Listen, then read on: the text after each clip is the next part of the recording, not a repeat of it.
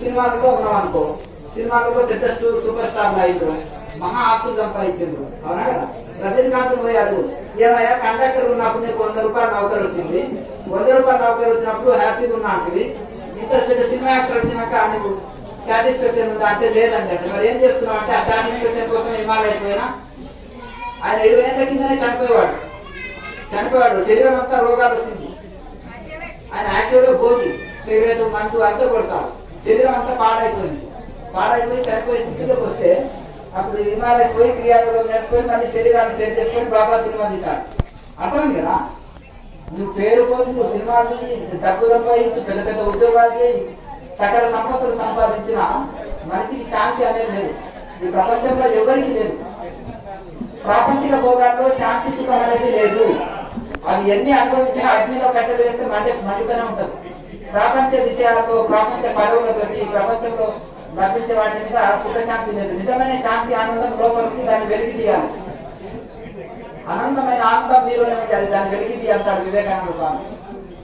అర్థం కదా? ఆ అనంతమైన ఆనందాన్ని బయటికి వెలికి తీయాలి, మనలోనే ఉండేది. బాగా సాధన చేసుకోండి. ఇన్ని రోజులు ఈ ప్రాపంచికమైన ఆనందాలు చూసినాం. ఇప్పుడు నిజమైన ఆనందం లోపల ఉంటుంది. 1 రూపాయి ఖర్చు లేదు. నెక్స్ట్ ఇప్పుడు వైద్యులు ఎవరున్నారు? నువ్వు వస్తున్నావా ఎత్తున్నావా? ఏంటి విషయం కదా? మునగాకు బెల్లం చేయని కలిపి తెచ్చుకొని రోజు వాడండి. వాడండి బెల్లం. ఏ బెల్లం అయినా పర్వాలేదు. మునగాకు పొడి ఉంటుంది కదా, ఆ పొడి. మళ్ళీ నెక్స్ట్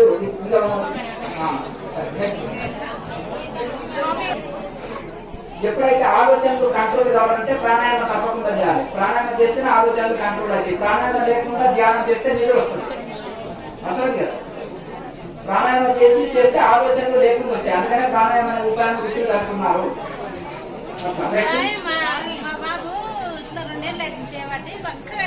ఏం కాదు, మంచిది, ఆరోగ్యానికి మంచిది. బతుకు అయితే బాగా అయితే ఆరోగ్యాన్ని పాడైతే ఏం కాదు.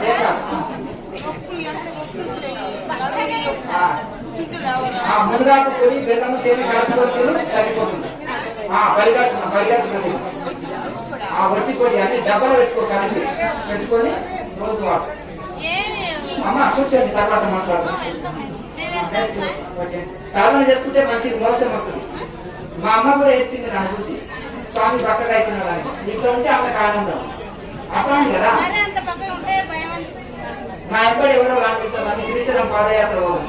ఏదో నీళ్ళు తాగొద్దు, అన్నం తినదు.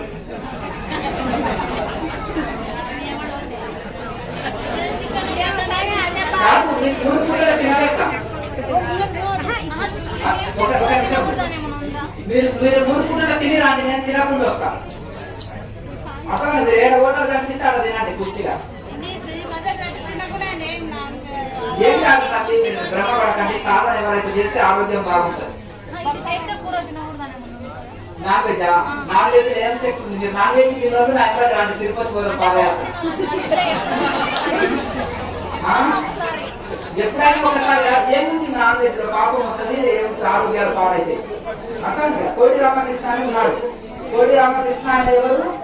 పక్కనే తినేవాడు. ఆయన 500 కిలోలు బరువు ఎత్తేది. మీరు ఎత్తుతారా? 50 కిలోల సంఖ్య ఎత్తాలి. మంచిది, కారం, ఉప్పు, దరిద్రం.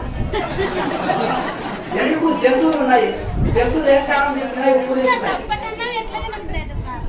ఏదో ఆకులే తింటుంది. బరువు మొత్తం ఏమిటంట? ఏమమ్మా? ఏమి జాతి కాదు. దాంతో తింటే కాదు శక్తి, యోగంతో శక్తి పొందుతాడు యోగి. అప్పుడు మీరేమో ఇంత తింటే బాగా శక్తి వస్తుందేమో అంటారు. అర్థం కదా? వాళ్ళు పచ్చి మాంసం తింటారు, 2 రోజులు ఉపవాసం ఉండమన్నారు. ఒక నిమిషం. పెద్ద బాడీ బిల్డర్స్ ఉంటారు. పెద్ద బాడీ బిల్డర్స్ 2 రోజులు ఉపవాసం ఉంటాడు. యోగి 4 రోజులు తినకుండా ఉంటాడు. అర్థం కదా? మామూలు క్రమ తీసేయండి ఇంట్లో చేసి లోపలికి బయటికి ఏం లేదు, దాని ప్రాసెస్ అది సాగుతుంది. నార్మల్ గా మీరు చేస్తూనే ఉండండి. మంచిది, వెళ్ళిరండి. శుభం వెళ్ళే వాళ్ళకి సెలవు మంచిది. ఏం కావు, వస్తుంటాయి. పూర్వ కర్మలన్నీ పోతున్నాయండి. తప్పు పెడితే మృతి పోతుందండి అంటే బట్టలు చూస్తే తప్పు పెడుతున్నామని అర్థం. అక్కడ వెళ్ళిపోతాయి. కూర్చున్నారా వెళ్తున్నారా? మరి ఉంటే కూర్చోండి, అక్కడ కూర్చోండి. తర్వాత అడగండి, నేను చెప్తాను. పోయేటో ఇప్పుడు అర్జెంట్ పోతున్నారు వాళ్ళు. ఉంటున్నారా వెళ్తున్నారా? చెప్పండి.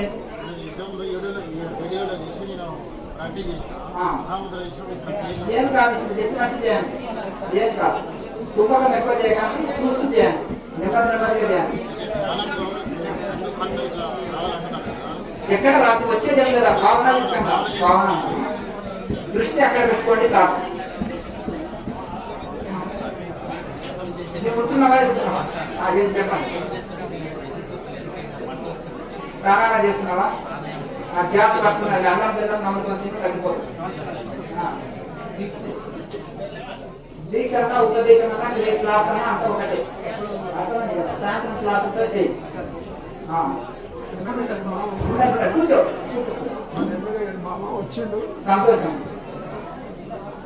క్లాస్ చేసిందా? అందిందా? అసలు ఉదయం వచ్చింది. అది కంకణం కనిపిస్తే ఉదయం వచ్చినట్టు అందరికి ఇచ్చినట్టు కదా. అందరికి ఇచ్చిన సంతోషం. క్లాస్ చేయి, అంత బాగుంటుంది. గతంలో యోగా టచ్ ఉన్న వాళ్ళకి మంచిగా ఉంటుంది. బట్టలు అవుతున్నాడు, వాడు లావు కావాలి, లావు కావాలి, లావు కావాలి అని అంటే అని అంటుంది. అర్థమైంది కదా?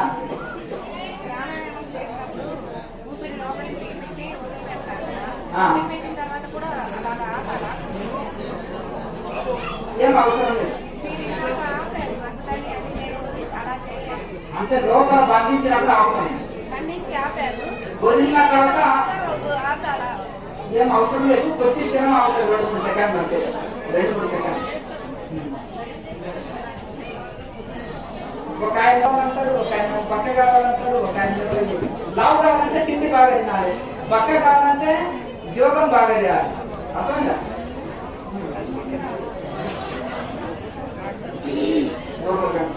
రెండు వాళ్ళు ఉంటే వాళ్ళని ఉంటే అడగండి.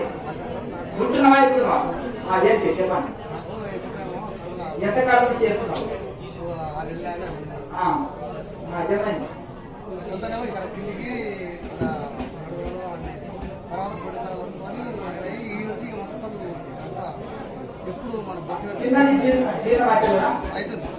అక్కడ లాగినట్టుంటే ఏం కాదు, ఇక్కడ లాగినట్టు ఉంటుంది కదా. ఏం కాదు, మంచిగా అనుకుంటే ఏం కాదు. వైబ్రేషన్స్ వస్తుంటాయి. No problem. వెళ్తున్నావా వెళ్తున్నావా? చెప్పండి. గట్టిగా అడుగు.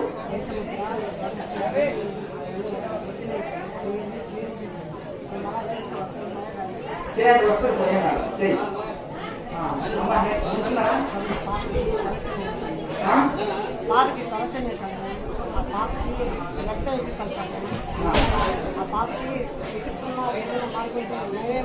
సాధన చెప్పి ఇక్కడికి వచ్చి సాధన చెప్పి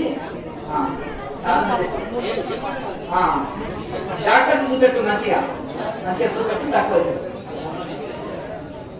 అంటే వెళ్ళాలంటే అడగాలి. నేను వెళ్తాను లోపలి. మరి ఎంత క్లీన్ చేసినప్పుడు వస్తా. లావు అయితే లేవలేవి, కూర్చోలేడు. ఎందుకు? మంచిగా ఉన్నాడు, ముద్దుగా ఏమైంది చూడండి. మన అనవసరంగా ఇస్తున్నావు. ఆ లావు ఉన్నదని అడుగు. మీరు వెళ్ళలేవు, లేవలేవు, కూర్చోలేను, లేవలేను, కూర్చోలేను అంటున్నారు. ఇప్పుడు ఇస్తుంటాడు, పెద్దగా అయినాక బాగా అవుతారు. అర్థం కదా? ఏం కాదు. 15 సంవత్సరాలు చిన్న విషయం సౌండ్కి పడిపోతూనే ఉంటాడు. ఏ సౌండ్ పేపర్ చెప్పినా పడిపోతాడు. అంటే సందేహం ఏంటంటే ఇదే ఆధ్యాత్మిక ఉంటే అదే తను చనిపోయే ముందు ఏంటంటే అటాక్ వచ్చి చనిపోయే ముందు ఏంటంటే చోలో చెప్పాను. ఇంతకుముందు ఇదే యోగా చేసుకుంటా ధ్యానంలో ఉంటున్నాను.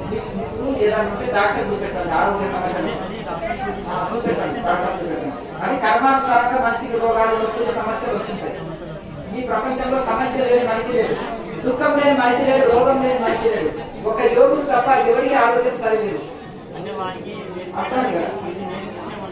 ఏం కాదు, యోగం చేస్తే అన్ని మందులు వాడుతూ యోగం చేయాలి. మందులు వాడుతూ యోగం చేస్తే తొందరగా క్యూర్ అయ్యింది. ఇలాంటి దాంట్లో మన ఏం కాదు, ఏం కాదు. ప్రాక్టీస్ చేపించడం సరే, మంచిది. ఏమైనా ఆరోగ్య సమస్యలు ఉంటే డాక్టర్ సలహాలు తీసుకోండి, మందులు వాడండి, దాంతో పాటు యోగం కూడా చేయండి. అర్థమైందా? ముద్ర వస్తుంది స్వామి, అప్పుడు ఆగిపోయింది స్వామి. బాగా ప్రాక్టీస్ చేస్తే వస్తుంది. బాగా పొడుగు కావాలి, ప్రాక్టీస్ చేయి. బాగా ప్రాక్టీస్ చేయి. ఇంకా నెక్స్ట్ ఏమన్నా ఉంటున్నారా, ఇస్తున్నారా? చెప్పండి, ఏంటి విషయం? సరే, మంచిది. అందరికి సెలవు ఉంటారు. మీకు బహుమతి వచ్చింది, తీసుకోండి. 8 ముఖాల రుద్రాక్ష సరిపోయింది కదయ్యా, మీకు వచ్చింది, తీసుకోండి బహుమతి. గురువు గారు, నేను మిమ్మల్ని గురువు అనుకుంటున్నాను. అది ఉదయం ఆల్రెడీ 500 మందికి పంచినాం, అర్థమైంది కదా? అది వేరే, అది అది అదృష్టం కొద్ది పంచినది. ఇంకా రానోళ్ళు ఉన్నారు, వాళ్ళ పేరు ఈ మైకులో చెప్తే ఎవరికో ఇస్తే ఎట్లుంటుంది, ఎవరో పేరు అవునా కదా? ఇప్పుడు నేను ఉదయం రాలేదు, వాళ్ళకి అందింది, అర్థమైంది కదా? వెళ్ళి వచ్చింది, ఆయన 10 లక్షలు వచ్చింది, మొదటిసారి వచ్చింది ఆశ్రమానికి. ఆయన ఏకముఖి అందుకొని పోయిండు, అర్థమైంది? ఆయన ఏకంగా ఫ్లైట్ లో వచ్చింది అంట. సంవత్సరం 2 ఏళ్ల నుంచి రానికే ప్రయత్నం చేస్తే ఇప్పుడు రాగలిగిండు. మరి ఒక ముఖం ఒక ఆయన 1 లక్ష రూపాయలు ఇస్తాం, నాకు ఇవ్వండి 2 లక్షలు అన్న ఇస్తాను అన్నారు. ఇప్పుడు 10 లక్షలు ఇచ్చినా ఇచ్చేది కాదు. సబ్స్క్రైబర్లకు మాట ఇచ్చినా అయిపోయింది. అది అరుదుగా దొరుకుతాయి, అర్థమైంది కదా? రాళ్ళు మస్తు దొరుకుతాయి, రత్నాలు చాలా ఇది దొరుకుతాయి. ఆయన క్లాస్ చేసింది కదా, ఆ క్లాస్ చేసినందుకు వేరే ముఖ 5 ముఖాలేమో జనరల్ ఐటమ్, మిగతావి కొద్దిగా కష్టం. ఒక ముఖం అనేది దొరకదు అసలు, ఉండేది ఇంకా. సరే సరే, నువ్వు ఆయన అక్కడి నుంచి వచ్చిండు, మరి ఆయన ముక్కు తెలియదు, ముఖం ఫస్ట్ సార్ చూసిన ఆయన, అర్థమైంది కదా? మురారి బాన్సికర్ అని బాంబే నుంచి వచ్చిండు, ఆయన ముఖం ఫస్ట్ సార్ చూసిన నేను. ఆయన తెలుగు కూడా సరిగా వస్తలేదు, ఆయనకి తెలుగు కూడా సరిగా రాదు, హిందీ. ఆయన మరి ఆయన తెలుగు మాట్లాడతాడు, అర్థం చేసుకుంటాడు, మాట్లాడతాడు. వాళ్ళ మదర్ టంగ్ మరి తెలుగు ఏదో ఉంది, వాళ్ళు సెటిలర్స్ తెలుగు అక్కడ పోయి సెటిల్ అయినట్టున్నారు. సరే, మంచిది. అందరికి బహుమతులు అందినాయి, నాకు బాధ్యత అయిపోయింది. స్వాస్తున్నారు, లక్కీ డ్రా అయిపోయింది. 11 మందికి అందజేసినాం. చలో, అందరికి 500 మందికి కూడా బ్రాస్లెట్లు అందించడం అయిపోయింది. అది చెప్పలే, బ్రాస్లెట్లు ఇస్తా అని చెప్పలే, అది ప్రేమతోటి ఇచ్చినాం. అందరికి 500 మందికి బ్రాస్లెట్లు, 11 మందికి ఏమో బహుమతులు అందించడం వల్ల మిగతాలకు బ్రాస్లెట్లు అందించాం.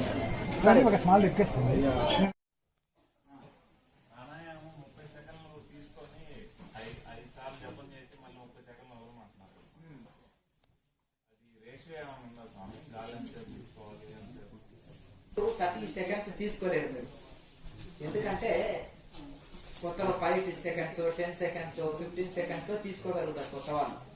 అలా చేయగా అదే అభ్యాసం అవుతుంది. 10 సెకండ్స్ తీసుకున్నారనుకోండి, ఒక 20 సెకండ్స్ బంధించగలుగుతారు, మళ్ళీ 10 సెకండ్స్ విడవండి. ఎంతసేపు తీసుకుంటున్నామో అంతసేపే వదులుతాము. కుంభకం శక్తి కొరదు, చేయగా అభ్యాసం, ఎక్కువసేపు దీర్ఘంగా చేయగలుగుతారు.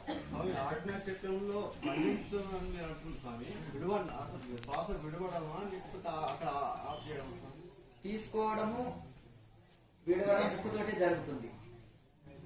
ముక్కుతోటి తీసుకొని ముక్కుతోటి వదులుతాము, కానీ దాని దృష్టి అక్కడ నిలుపుకుంటాం. శ్వాస నిలపడానికి ఇప్పుడు ఎవరికి తరం కాదు. చేయగా అది సాధ్యమవుతుంది. అది ఒకటి. ఎందుకంటే మీకు ఎందుకు ఆగ్నేయ చక్రంలో శ్వాసని బంధించండి అని ఇలా చెప్పడానికి కారణం ఏంటిదంటే, దృష్టిని నిలపగలుగుతారు ఆగ్నేయ చక్రంలో ఎవరైనా, కొత్త వాళ్ళైనా నిలపొచ్చు. కానీ శ్వాస నిలపడం అంటే కొత్త వాళ్ళకు సాధ్యం కాదు. అది ఎట్లా సాధ్యమవుతుందంటే, ముక్కులోని గాలి ముక్తికి తోవాయి అని వేమన యోగి అంటున్నాడు, కానీ దీని వివరం ఎవరు చెప్పరు. ఎట్లా ముక్కులోని గాలి ముక్తికి తోవ ఎట్లయితుంది అంటే, తీసుకుంటుంటే అధోముఖంగా వెళుతుంది శ్వాస. అధోముఖంగా అంటే కిందికి వెళ్ళిపోతుంది. ఆ కిందికి ఎప్పుడైతే తీసుకున్న శ్వాసని ప్రాణాయామ కర్మ చేత ఆ శ్వాసని మనము ఆ లెన్సులకే వెళ్తుంది. ఎవరు తీసుకున్నా అది తీసుకున్న దాకా లోపల బంధించినప్పుడు అది కుంభకం ద్వారా అది రివర్స్ లో పైకి సుష్మనాడి ఉంటే అప్పుడు పైకి ప్రవేశించాలి. అది ప్రాసెస్ చాలా టైం పడుతుంది. వాళ్ళ కర్మానుసారంగా వాళ్ళు చేసే తీవ్ర నిష్ట బట్టి ఉంటుంది. ఎప్పుడైతే ఆ తీసుకున్న శ్వాస సుష్మనాడిలోకి ప్రవేశించిందో మన శరీరం మీద ఊహించుకోండి అని చెప్పడానికి లేదు. ఇప్పుడు చీమ ప్రాకుతుంటే తెలుస్తుంది శరీరంలో, అంత స్పష్టంగా ఎవరికి వాళ్ళు అనుభూతి చెందుతాం.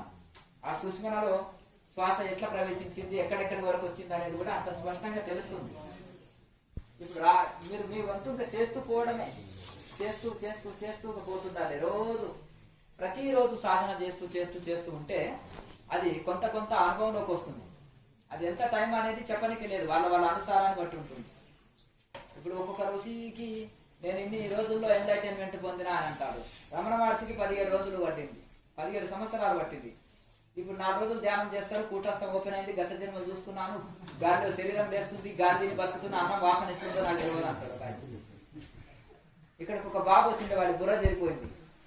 అయితే 50 కూలీలు వేస్తాడు. ఎవరికంటే గురువు గారు అన్నం కాదు కదండి అది అంటాడు. ధ్యానం ఎందుకు చేస్తున్నామంటే ఊళ్ళో పోయి పాలు తెచ్చుకునే వరకు టైం వేస్ట్ ఉంది, చేయలేకపోతున్నాను. అంతేనా కదా? అర్థమైందా? ఇక వారి ఇట్లా ఉంటుంది. అంటే ఒక సంస్థలో పోయి బుర్ర జడేసిపోయి ఉన్న తర్వాత ఇక్కడ వచ్చి కూడా వాడు జడింది కాక 100 మంది జడగొడతారు. అర్థమైంది కదా? కరెక్ట్ 7 గంటలకు పోతుంది, అజ్ఞానులు మాట్లాడతాం. అర్థం కదా? మూసుకోవాల్సింది అజ్ఞానులు నోరు. అర్థమైంది కదా? అజ్ఞానులు నోరు తెరిస్తే అన్యాయం లోకానికి, జ్ఞానులు నోరు మూసుకుంటే అన్యాయం. అర్థమైంది కదా? కనుక సత్యాసత్యాలు ఎవరు చెప్పాలి? పేషెంట్ ట్రీట్మెంట్ చేసుకుంటారా, అజ్ఞానికి అజ్ఞాని ట్రీట్మెంట్ చేసుకుంటారా? కనుక ఒకటి ఏంటంటే దాని ఒక ఇది ఆ వ్యవస్థనే దెబ్బతిరిపోయింది. అసలు ధ్యానం అంటే ఏంటిది తెలుస్తలేదు, ఎట్లా ఏంది అనేది ఇది అవుతుంది. కనుక అది తీసుకున్నది ఒక యోగి దీనికి అర్థం చెప్పగలుగుతాడు. అది తీసుకున్నది మళ్ళీ రివర్స్ లో సుష్మనుడు. పూర్వకాలంలో ఏం చదువురాని వాళ్ళు కూడా పల్లెటూళ్ళలో మాట్లాడతారు. పూర్వకాలంలో అటువంటి ఋషులను వాళ్ళు చూశారు. ఎందుకు చూశారు? ఆయన శ్వాస పైకెక్కించాడంటే ఇంకా సమాధిలో ఉన్నాడంటే అంటారు. పల్లెటూరు మాట్లాడతారు. పాతకాలం ఒక 80-90 ఏళ్ళు ఉన్నారు. ఎందుకంటే అటువంటి వాళ్ళు వాళ్ళు చూశారు, అటువంటి వాళ్ళు కళ్ళారు దర్శించుకున్నారు. వాళ్ళు అటువంటి ఋషులు ఉన్నవారు పూర్వం. కనుక ఆ విధంగా ఆ తీసుకున్న శ్వాస రివర్స్ లో సుష్మ నాడి ఉంటా పైకి రివర్స్ లో పైకి ఎక్కుతుంది. ఇప్పుడు మీరు భావనాయుక్తంగా ఏం చేస్తారంటే శ్వాసని ఆజ్ఞ చక్రం, మీ దృష్టిని అంత కాన్సల్టేషన్ తలడైలో నిలుపుకొని ఆజ్ఞ చక్రం నిలుపుకొని మీరు శ్వాసను తీసుకొచ్చి ఆజ్ఞ చక్రంలో తీసుకొచ్చి నిలబెట్టి మళ్ళీ దాన్ని అక్కడ బంధించినట్టు భావన చేసి మళ్ళీ మూలాధారంలో విడిచినట్టు భావనాయుక్తంగా చేయండి. ఒకసారి మీ దృష్టి ఒకసారి మూలాధారంలో, ఒకసారి ఆజ్ఞ చక్రంలో, కొత్తలో దృష్టి ఉంటుంది. కానీ చేయగా శ్వాస దాని ప్రాసెస్ ప్రాణాయామం జరుగుతున్నా మీ కాన్సల్టేషన్ ఎల్ల వేళలో తలడైలో నిలుపుకోగలుగుతారు. అలా చేయగా మీరు ఏ పని చేసినా తలడైలోనే కాన్సల్టేషన్ నిలిపి అన్ని పనులు చేయగలుగుతారు. ఒక నాట్యకర్త నాట్యం చేస్తూ పల్లెంలో నాట్యం చేస్తున్నప్పటికీ కూడా ఒక కలశంలో ఉండే జ్యోతి కింద పడకుండా అన్ని భంగిమలో నాట్యం చేస్తున్నా ఆ జ్యోతి మీద దృష్టి ఉంటుంది. అది కింద పడేయకుండా బ్యాలెన్స్ చేస్తుంది. అది ఎట్లా ప్రాక్టీస్ బలం చేత అట్లా ఆధారపడ్డది. అందుకనే కూటస్థంలో మనోప్రాణములు నిలుపుకోవడమే పుణ్యము, అక్కడ మనోప్రాణములు నిలుపుకోకపోవడమే పాపం అంటారు లారి మాస. ఎందుకంటే మీ కూటస్థంలో మనోప్రాణములు నిలుపుకుంటే మీ ద్వారా అన్ని మంచి కార్యాలే జరుగుతాయి. కూటస్థంలో మనసు నిలుపుకోకపోతే మీ చంచలమైన మనసుతోటి నానా కార్యాలు, ఒకరిని దూషించాలంటే కోపం రావాలి, నీ శ్వాస చంచల స్థితిలో ఉండాలి, నీ మనసు చంచల స్థితిలో ఉండాలి. కనుక ఆ యొక్క కూటస్థంలో మనోప్రాణములు నిలుపుకుంటే మనం ప్రశాంతంగా ఉంటాము, మన ద్వారా అన్ని మంచి పనులు జరుగుతాయి. కనుక ఎల్ల వేళలా ఏ పని చేస్తున్నా మీకు ఏమిటంటే ఇది తినడం, అది బాత్రూమ్కి వెళ్ళడం, ఇది పడుకోవడం, ఇవన్నీ పనులు కాదు, అన్ని ఒక ధ్యానంగా మారిపోవాలి. ప్రహ్లాదం చరిత్రలో చెప్తారు కూడా, పానీయంబులు ద్రావుతును గుడిచుతును అసలు ఇలాని ద్రాదులు చేయుచును లక్షించుతును. ఎప్పుడు ఎల్ల వేళలా ఏ పని చేస్తున్నా అది ఒక ధ్యానంగా మారిపోవాలి. మరి ఋషులకు అలాగే సరిపోతుంది. ఆ స్థితికి మనం చేరుకోవాలి. అది సుషష్మ నుంచి ఆజ్ఞా చక్రానికి ఎలా పంపించాలని చెప్పారు. ఇంకోటి ఆత్మ అంటే ఏంటి డెఫినేషన్ ఏంటిది? ఆత్మ అంటారు కదా. కొంతమంది ఏమో బాడీ, మైండ్, సోల్ అంటారు, కొంతమంది వాయువు అంటారు, ఆక్సిజన్ మనకి పీల్చేది, కొంతమంది చిన్న ఎనర్జీ బాడీలో ఉంటుంది అంటారు. అసలు దాని డెఫినేషన్ ఏంటి? ఒకటి ఒంటిపై ఉన్నాడు పూర్తి చేసిన. అయితే ఒకటి చక్కటి ప్రశ్న, అసలు ఆత్మ అంటే ఏంటిది? ఒకరు చిన్నగా ఉంది అంటారు, ఒకరు పెద్దగా ఉంది అంటారు, ఒకరు సూక్ష్మంగా ఉంది అంటారు, ఒకరు పొట్టి ఉంది అంటారు, ఒకరు పొడుగు ఉంది అంటున్నారు, ఒకరేమో సోల్ అంటారు, ఒకరేమో ఇంకేదేదో అంటారు, ఒకరు నిరాకారం అంటారు. అసలు ఆత్మ అంటే ఏంటిది అనేది ప్రశ్న. ఇది వేదాంతంలో కూడా ఈ సబ్జెక్ట్ వస్తుంది. దాన్ని ఇది జీవాత్మ, కనిపించేది పరమాత్మ. వివేకానంద స్వామి పెద్ద ఓలు గీసి దాన్ని పరమాత్మ, చిన్న ఓలు దాని పక్కన తీసి జీవాత్మ అంటారు. ఎగ్జాంపుల్ చెప్పడానికి, సముద్రాన్ని పరమాత్మగా పోలిస్తే అందులో నీటి పొట్టు జీవాత్మ లెక్కన, అది నిల్లే ఇది నిల్లే. అగ్ని పరమాత్మగా పోలిస్తే అందులో నిప్పుర ఒకటి చిన్నది మినుగురు ఉంటది కదా, ఆ మినుగురు జీవాత్మ. ఆ అగ్నిలోకి వెళ్ళి ఈ ఆత్మలు ఎలా పుట్టినాయంటే చాందోగోపనిషత్తులో చెప్తున్నారు. ఈ అగ్నిలో మినుగురులు ఎట్లా వస్తున్నాయి, బాగా రగులుతున్న అగ్నిలో అందుకెళ్ళి మినుగురులు వస్తాయి కదా, చిన్న చిన్న మినుగురు డాట్ అంత ఉంటాయి, ఒక చిన్న డాట్ అంత ఉంటాయి. ఆ డాట్ లాంటి మినుగురులు ఆ మంట నుంచి విడబడతాయి. ఆ మంట నుంచి విడబడ్డ మినుగురులు అగ్ని కంటే వేరు కాదు కదా. అలాగే ఇప్పుడు సముద్రం ఆవిరయి మేఘాలు వచ్చి చినుకులో వర్షం కురిసింది. ఆ వర్షం డాట్ ఒక్కొక్కటి సముద్రం నీరు కంటే వేరు కాదు కదా. అట్లాగే ఈ జీవ పరమాత్మ నుంచి వీడు నేను అనేకమవును గాక అనే పరమాత్మని అనేకంగా అయ్యాడు. ఆయన అంటున్నాడు ఏకాంశైన స్థితో జగత్తు. భగవద్గీతలో చెప్తుంది నాలో ఒక్క ఏకాంశంతో ఇంత బ్రహ్మాండం ఏర్పడ్డది. అంటే సముద్రం నీళ్లు ఉన్నాయి, అందులో సుడిగుండం వచ్చేసింది, అందులో ఒక్క అంశ ఆ చంచల స్థితి, ఒక అంశానికి చంచల స్థితితో ఈ సృష్టి ఇంత ఏర్పడ్డది. ఏకాంశైన స్థితో జగత్తు. నాలోని ఒక్క అంశ అంటే 100%లో 1%, 100% నిశ్చలంగా అట్లే ఉంది. 1% చంచలం వచ్చిందంటే సంకల్పం వచ్చింది. అక్కడ నేను అనేకం అవును గాక అని పరమాత్మ సంకల్పం చేశాడు. ఆ 99% నిశ్చలంగా ఉండి 1% ఆ సంకల్పం అనే వికారంతో ఈ సృష్టి అంతా ఏర్పడ్డది, ఈ బ్రహ్మాండం అంతా. మళ్ళీ ఏం చేయాలి, ఆ 1% మళ్ళీ 99%లో కలిస్తే 100% నిశ్చలంగా అయిపోతుంది. అది సృష్టి ప్రళయం అప్పుడు జరుగుతుంది. ఇప్పుడు సముద్రం అంతా అట్లే ఉంది, కొద్దిగా వేడి తగిలే వరకు ఆవిరైపోయి మళ్ళీ వర్ష రూపంలో వస్తుంది, మేఘ రూపంలో. మొత్తం అయితే లేదు కదా సముద్రం, కొద్దిగా పైన కొద్దిగా వేడి అయిన నీరు మాత్రమే ఆవిరిగా వెళ్ళిపోతుంది. అట్లయితే ఈ పరమాత్మ అనేది ఎట్లా ఉంటుందంటే మనము ఎన్ని శాస్త్రాలు చదివి ఎంతసేపు ఉపన్యాసాలు చెప్పుకున్నా ఇది అర్థమయ్యేది కాదు.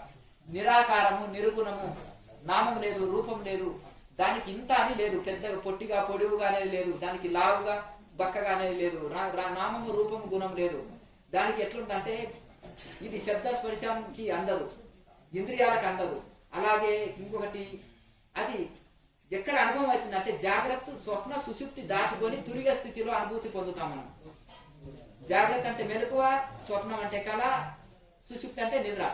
ఈ మెలకువ, కళ, నిద్రకు అతీతమైన స్థితిలో పరమాత్మని అనుభూతి చెందగలుగుతాం. కనుక అది మాటలతో ఇప్పుడు నీళ్లలో క్రిములు ఉన్నాయి మీకు అర్థం కాదు. మైక్రోస్కోప్ తీసుకొచ్చి నీళ్లలో చూస్తే క్రిములు కనిపిస్తాయి. పాలలో వెన్న ఉంది కానీ కనిపించదు. దాన్ని తోడు వేసి చిలికి ప్రాసెస్ చేసినప్పుడు వెన్న బయటకు వస్తుంది.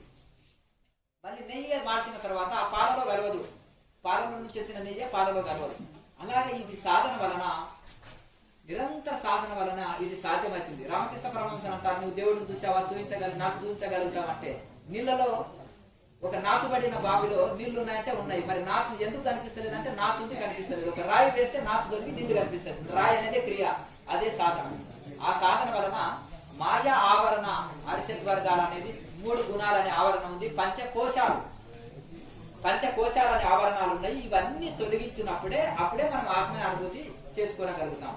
అది సూక్ష్మాతి సూక్ష్మమైంది, మనకు కళ్ళకు చర్మనేత్రాలకు చూడలేము, జ్ఞాననేత్రంతో చూడగలుగుతాం.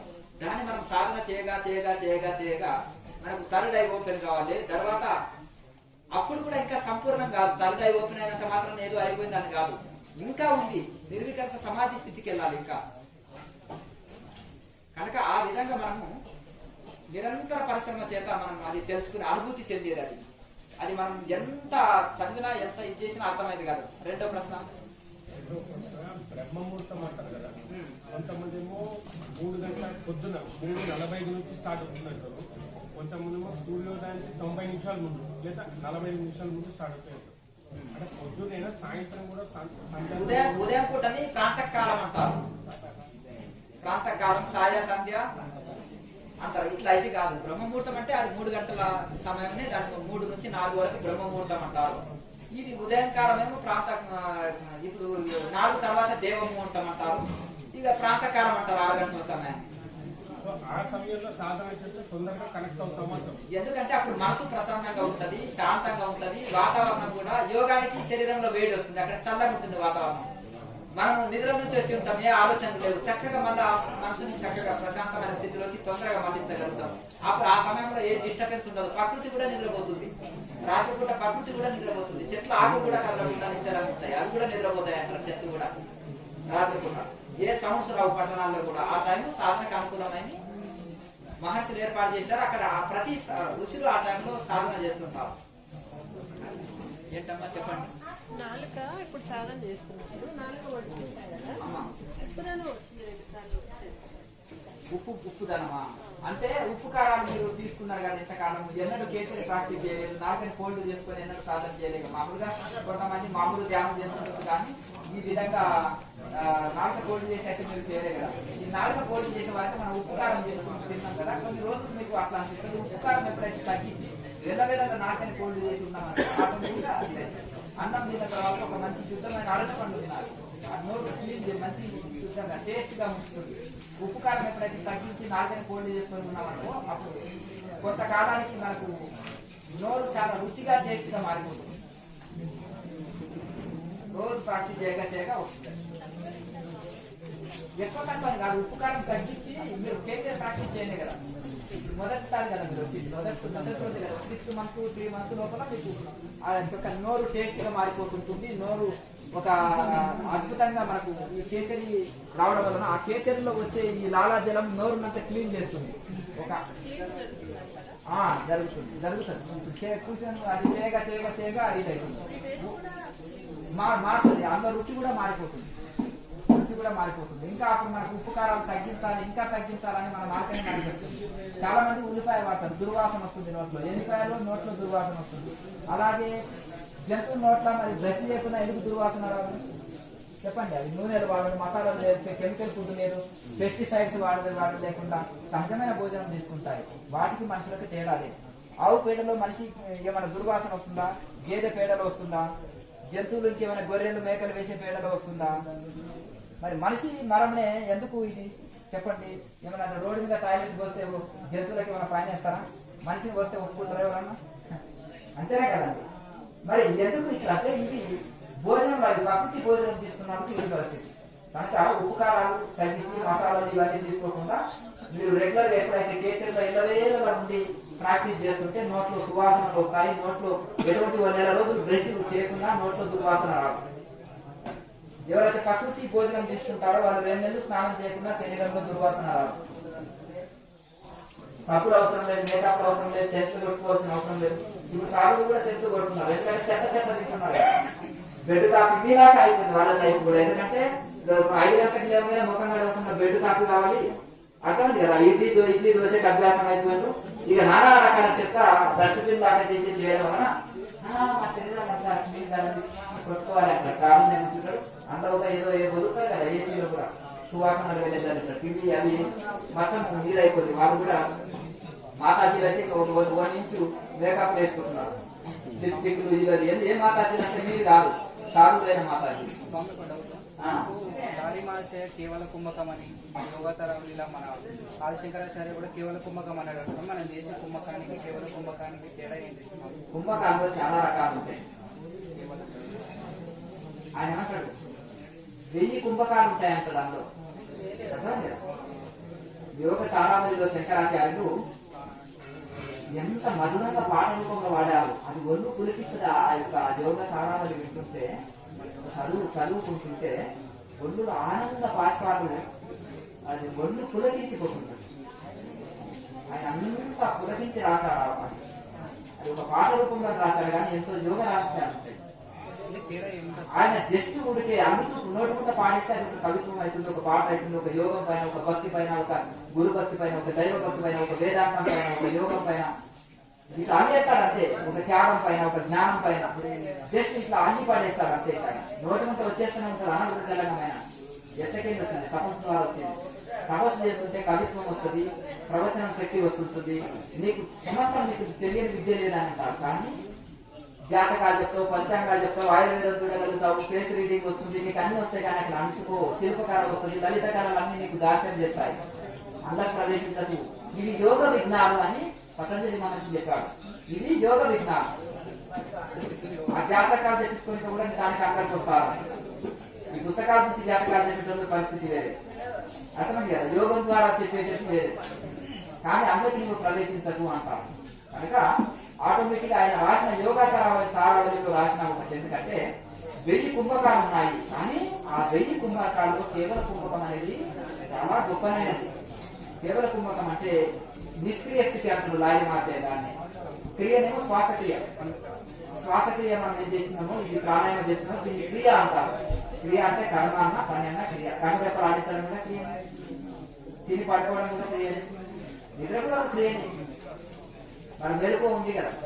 కానీ ఎప్పుడైతే క్రియలు ఎప్పుడు ఆగిపోతాయంటే శ్వాస ఆగిపోయినప్పుడు క్రియలు ఆగిపోతాయి. మీ శ్వాస ఆగిపోయినప్పుడు లోపల గుండె కూడా ఆగిపోతుంది. లోపల ప్రతి పార్ట్ కూడా వారికి హాలిడే వస్తుంది.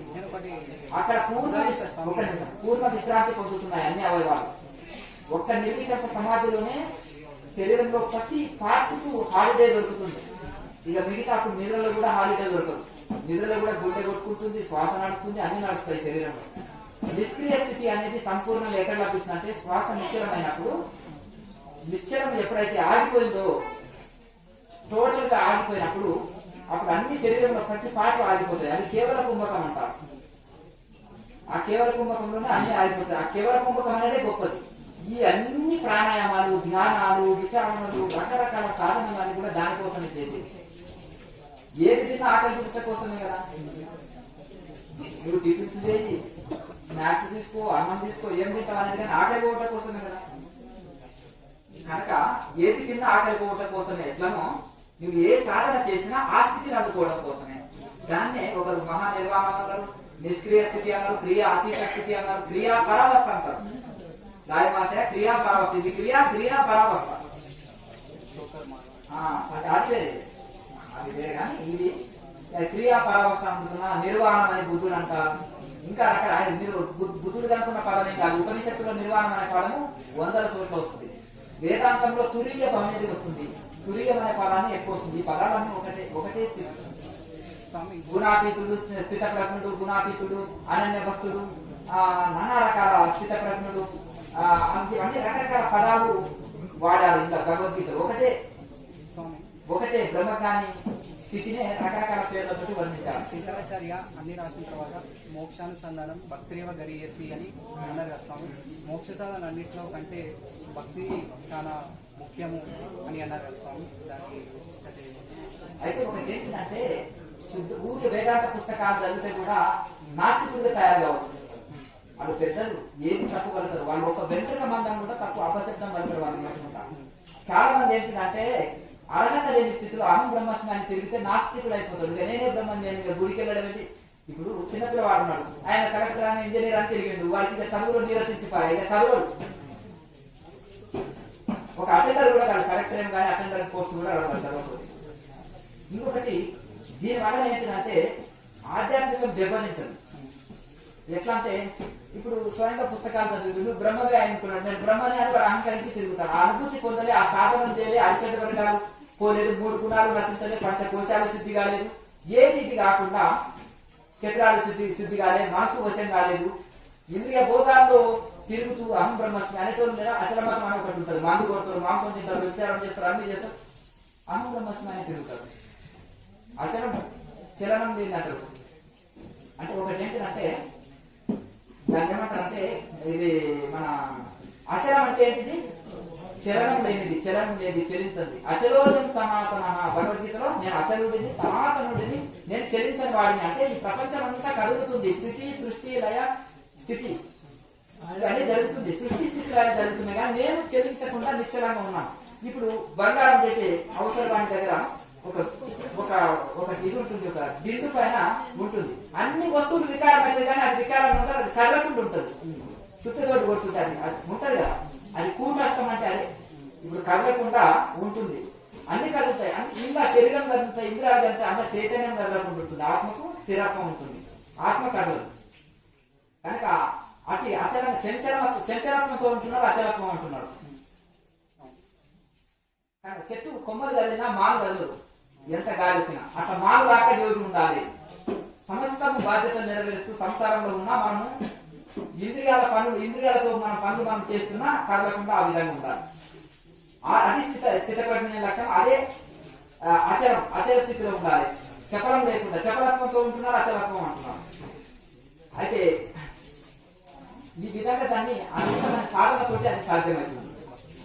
భక్తి భక్తి గురించి ఎక్కడ చెప్పిందంటే ఇక్కడ భక్తి అంటే ఇక్కడ ఏంటిది పొద్దున లేవగానే పెద్ద పెద్ద పంగనామాలు పెట్టుకోవడం దేశానికి అంత పంగనామాలు పెట్టడానికి అర్థం కదా ఇంత బొట్లు పెట్టుకోవడం భక్తి మధుల్లో ముంగడం భక్తి గుళ్ళ చుట్టూ తిరగడం భక్తి గుడి గుళ్ళు కట్టడం భక్తి ఏంటిది ఈశ్వర ప్రణిధానం భక్తి ఈశ్వర ప్రణిధాన భక్తి అంటే సెలండర్నెస్ సర్వధర్మాన్ని పరిత్యజ్య మానేకం శరణరాజ అహంత్వా సర్వపాపేభ్యో మోక్షయిస్తాను మాసిస్తారు. నీకు ఏది చేత కాకపోతే నాకు సిలిండర్ అయిపో మొత్తం నేను చూసుకుంటాను. నేను మోస్తున్నాను రైల్లో ఉండి పెట్టెని నెత్తిన పెట్టుకున్నాడు ఒక ఆయన తన సూట్ కేసుని. ఎందుకయ్యా కింద పడేసే అన్నమాట పల్లెటూరు ఆయన పట్టి పెట్టెలు ఉండేవి వెనుక పెట్టేది వెనకట్టాలి. నన్ను ఒకటి పోయడానికి కష్టం అండి నా పెట్టెని కూడా మోస్తే రైలు భారం అవుతుందండి బరువు అవుతుందండి అన్నమాట. ఒరే నాయన నిన్ను నీ పెట్టెని మోసేది రైలే. అహంకారం ఎందుకు? నేను సంసారాన్ని మోస్తున్నా, నలుగురు పిల్లల్ని పోషిస్తున్నాను, నేను ఫ్యామిలీ పోషిస్తున్నానండి, నేను కడతానండి, నేనండి, నేను బాసనండి, నేను లేదు నడగదండి. ఇది చూడండి ప్రతి ఒక్కరు ఇదే ఒక ఇదే ఇగో వస్తుంది. కనుక ఆ పెట్టెని కిందేసి కూర్చో, పెట్టెని కిందేసి కూర్చో, నీ కర్తృత్వాన్ని వదిలిపెట్టు. సంపూర్ణంగా నేను వస్తుందండి నా స్వప్రయత్నం అనేది ఉండదు. మీరు సిలిండర్ అయితే స్వప్రయత్నం ఉండదు. రామకృష్ణ పరమాత్మ స్వప్రయత్నం లేదు, రమణ మహర్షికి స్వప్రయత్నం లేదు. ఆయన శివుడికి అంకితమయ్యాడు, అమ్మవారికి అంకితమయ్యాడు.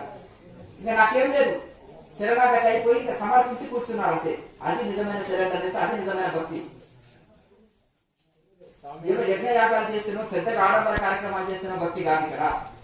ఒక సిలిండర్నెస్, ఆ సంపూర్ణ శరణాగతి, అదే విధమైన భక్తి, అదే ఈశ్వర ప్రణిధానం. ఆ క్రియాయోగంలో వస్తుంది. క్రియాయోగంలో భక్తి చెప్పలేదని ఎవరన్నారు? క్రియాయోగంలో వేదాంత విచారం చెప్పలేదని ఎవరన్నారు? చాలా మంది క్రియాయోగం అంటే ఏదో ప్రాణాయామమేమో ఇదేమో ఏదో యోగం అంటారు, భక్తి లేదు వేస్తూ. ఇంకొక ఆయన అంటారంటే యోగా లేదు వేస్తూ. అది విచారం, వేదాంత విచారం చేయాలి. నేనే బ్రహ్మ, నా ఆత్మనే బ్రహ్మస్వరూపం అనే అనుభూతి కలిగేది. నీకు కోటి జన్మలకైనా నీకు మోసం లేదంటారు, అదే శంకరాచార్య. మరి ఇక్కడ భక్తి లేదు నీకు మోసం లేదన్నాడు. అక్కడనేమో ఆత్మానుభూతి పొందండి నీకు మోసం లేదన్నాడు. మరి ఎందుకు ఈ రెండింటికి వీడు భక్తి లేదు? వేదాంత ఏమంటాడు? వేదాంత ఏమంటాడు? నేను ఆత్మనే శరీరం కాదని దేనితో తెలుస్తుంది? సాంఖ్య శాస్త్రం. నేను కన్ను కాదు, ముక్కును కాదు, చెవులు కాదని విచారణ చేయడం వలన నేతి అనే దాంతో నీకు ఆత్మజ్ఞానం వస్తుంది. నీకు ఊరికే గుండు కట్టించినా గుళ్ళు మాలలు తిప్పినా నీకు మోక్షం రాదని వేదాంతి అంటున్నాడు. నీకు భక్తి లేని మోక్షం లేదని శంకరాచార్య మా భక్తిని గొప్ప చేశాడని భక్తులు వాదిస్తున్నాడు. వీళ్ళిద్దరు జుట్టు పట్టుకున్నారు. మధ్యలో యోగచుడు. అదే శంకరాచార్య యోగ కాలంలో మహాముద్ర మహాబంధన క్రియ కొట్టి సమాధిలో ఉంటావు, అది లేదు నీకు కోటి జన్మలకు మోసం లేదన్నాడు. ఎంత కరెక్టే, దాన్ని అర్థం చేసుకునే దాంట్లో ఉంటుంది. ఒక్కొక్క ఋషి ఒక లాగా చెప్పిండని కనిపించి చేస్తారు, ఒక ఋషియే దీన్ని సమన్వయం చేసుకుంటాడు. అందుకనే శబ్దజాలం మహారణ్యము, నీకు దారి జరిగిన మనకి అరణ్యంలో దిక్కు తోచదు. అలాగే తెలిసిన వాళ్ళ ఎంబడి దారిలో వెళ్తే అడవిలో వెళ్తే గమ్యాన్ని జరుపుతావు, లేదంటే జీవితాంతం అడవినే తిరుగుతుంటావు. 3 దారులు వస్తాయి, ఎక్కడేలాగా తెలియదు. అలాగే నువ్వు డైరెక్ట్ శాస్త్రం సరిపోతే ఆయన ఎట్లా చెప్పింది ఇది ఎట్లా చెప్పింది అని కనిపించి ఏది చేయకుండా నాస్తికులు అయ్యే అవకాశం ఉంటుంది. స్వయంగా వేదాంతాన్ని చదివితే అహం బ్రహ్మస్మి అని అనుకుంటూ అర్హత లేకపోతే అనుకోవడం వలన నీకు ఈగో వచ్చేసి అహంకారం చెడిపోయే అవకాశాలు ఉన్నాయి. ఇంకే సాధన చేసే ఓపిక నీకు ఉండదు. దీన్ని సమన్వయం చేసుకోవాలి. ఇక్కడ భక్తి ఉండాలి, వేదాంత విచారణ ఉండాలి, యోగ సాధన ఉండాలి. శంకరాచార్య చెప్పిన 3 ఏమన్నాడు? ఒక దగ్గర భక్తి విశిష్టత చెప్పి, ఇంకొకటి విచారణ. నీకు ఈ ఆత్మనే బ్రహ్మం అనే అనుభూతి పొందకపోతే నీకు కోటి జన్మలకు మోసం లేదంటాడు. ఆ వేదాంతులు విచారణ ద్వారా అంటారు. అన్నం అంటే ఆకలి పోతుందా? అన్నం చేస్తే ఆకలి పోతుంది, ఔషధం చేస్తే రోగం పోతుంది, సాధన చేస్తే మోసం వస్తుంది. ఇక్కడ వేదాంత విచారణతో పాటు సాధన ఉండాలి. అక్కడ సెలండర్నెస్ తో పాటు సాధన ఉండాలి. ఇక్కడ ప్రాణాయామతో పాటు ధ్యానం ఉండాలి.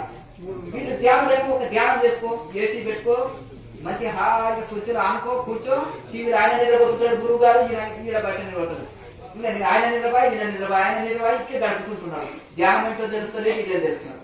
ధ్యానమే గొప్పదయ్యా అని ఆయన కూడా ఒక శ్లోకం చూపిస్తాడు. ధ్యానం విశిష్టాలు అవి కూడా ఉన్నాయి. ఏంటంటే నాస్తి ధ్యాన పరో తపః, నాస్తి ధ్యాన పరో జపః, నాస్తి ధ్యాన పరో యజ్ఞం, నాస్తి ధ్యాన పరో ధ్యానం. ఇది అన్ని రకరకాల శ్లోకాలతో ఈయన చెప్పాడు. ధ్యానానికి మించిన ఉత్తర గీతలు ఉంటుంది. ఎందుకంటే ధ్యానానికంటే మించింది ఏం లేదని చెప్పాడు. అది వేరే చెప్పండి. పూజాకోటి సమస్తోత్రం అనేది ఉంటుంది. కోటి పూజల కొద్ది ఒక జపం గొప్పది, కోటి జపాల కొద్ది ఒక ధ్యానం గొప్పది, కోటి ధ్యానం కొద్ది ఒక లయం గొప్పది అంటున్నాడు. ఇప్పుడు 1వ తరగతి కొట్టి 2 గొప్పది, 2 కంటే 10 గొప్పది, 10 కంటే డిగ్రీ గొప్పది, దానికంటే పీజీ పిహెచ్డీ గొప్పది కాదు. అక్కడే ఆగకుండా ముందుకు వెళ్ళాలి అనేది చెప్పడం. ఇది లేవచ్చు. కనుక ఇక్కడ మీరు కనిపించి కాకుండా ఇక్కడ తపస్సు స్వాధ్యాయం ఈశ్వర ప్రజానం చెప్తుంది కదా క్రియాయోగము. తపస్సు చెప్తుందంటే ధ్యానం. తపస్సు అంటే తప్పించి చేసే ధ్యానాన్ని తపస్సు అన్నాం. పరమాత్మ కోసం తప్పించి చేసే ధ్యానాన్ని తపస్సు అంటున్నాం. స్వాధ్యాయం అంటే ఆత్మ విచారణ. ఇక్కడనే నీకు బ్రహ్మజ్ఞానంగా ఉండాలి. అలాగే ఈశ్వర ప్రణిధానం, ఆ సిలిండర్నెస్ ఉంది, సమర్పణ ఉంది, చేయాలి. ఈ 3 కలిపి చేస్తేనే క్రియాయోగం అంటారు. ఇంకొకటి 3 శక్తులు పొందాలి. ఇచ్ఛాశక్తి, క్రియాశక్తి, జ్ఞానశక్తి. ఈ 3 శక్తులు లేదే నీకు ధ్యానం కుదరదు.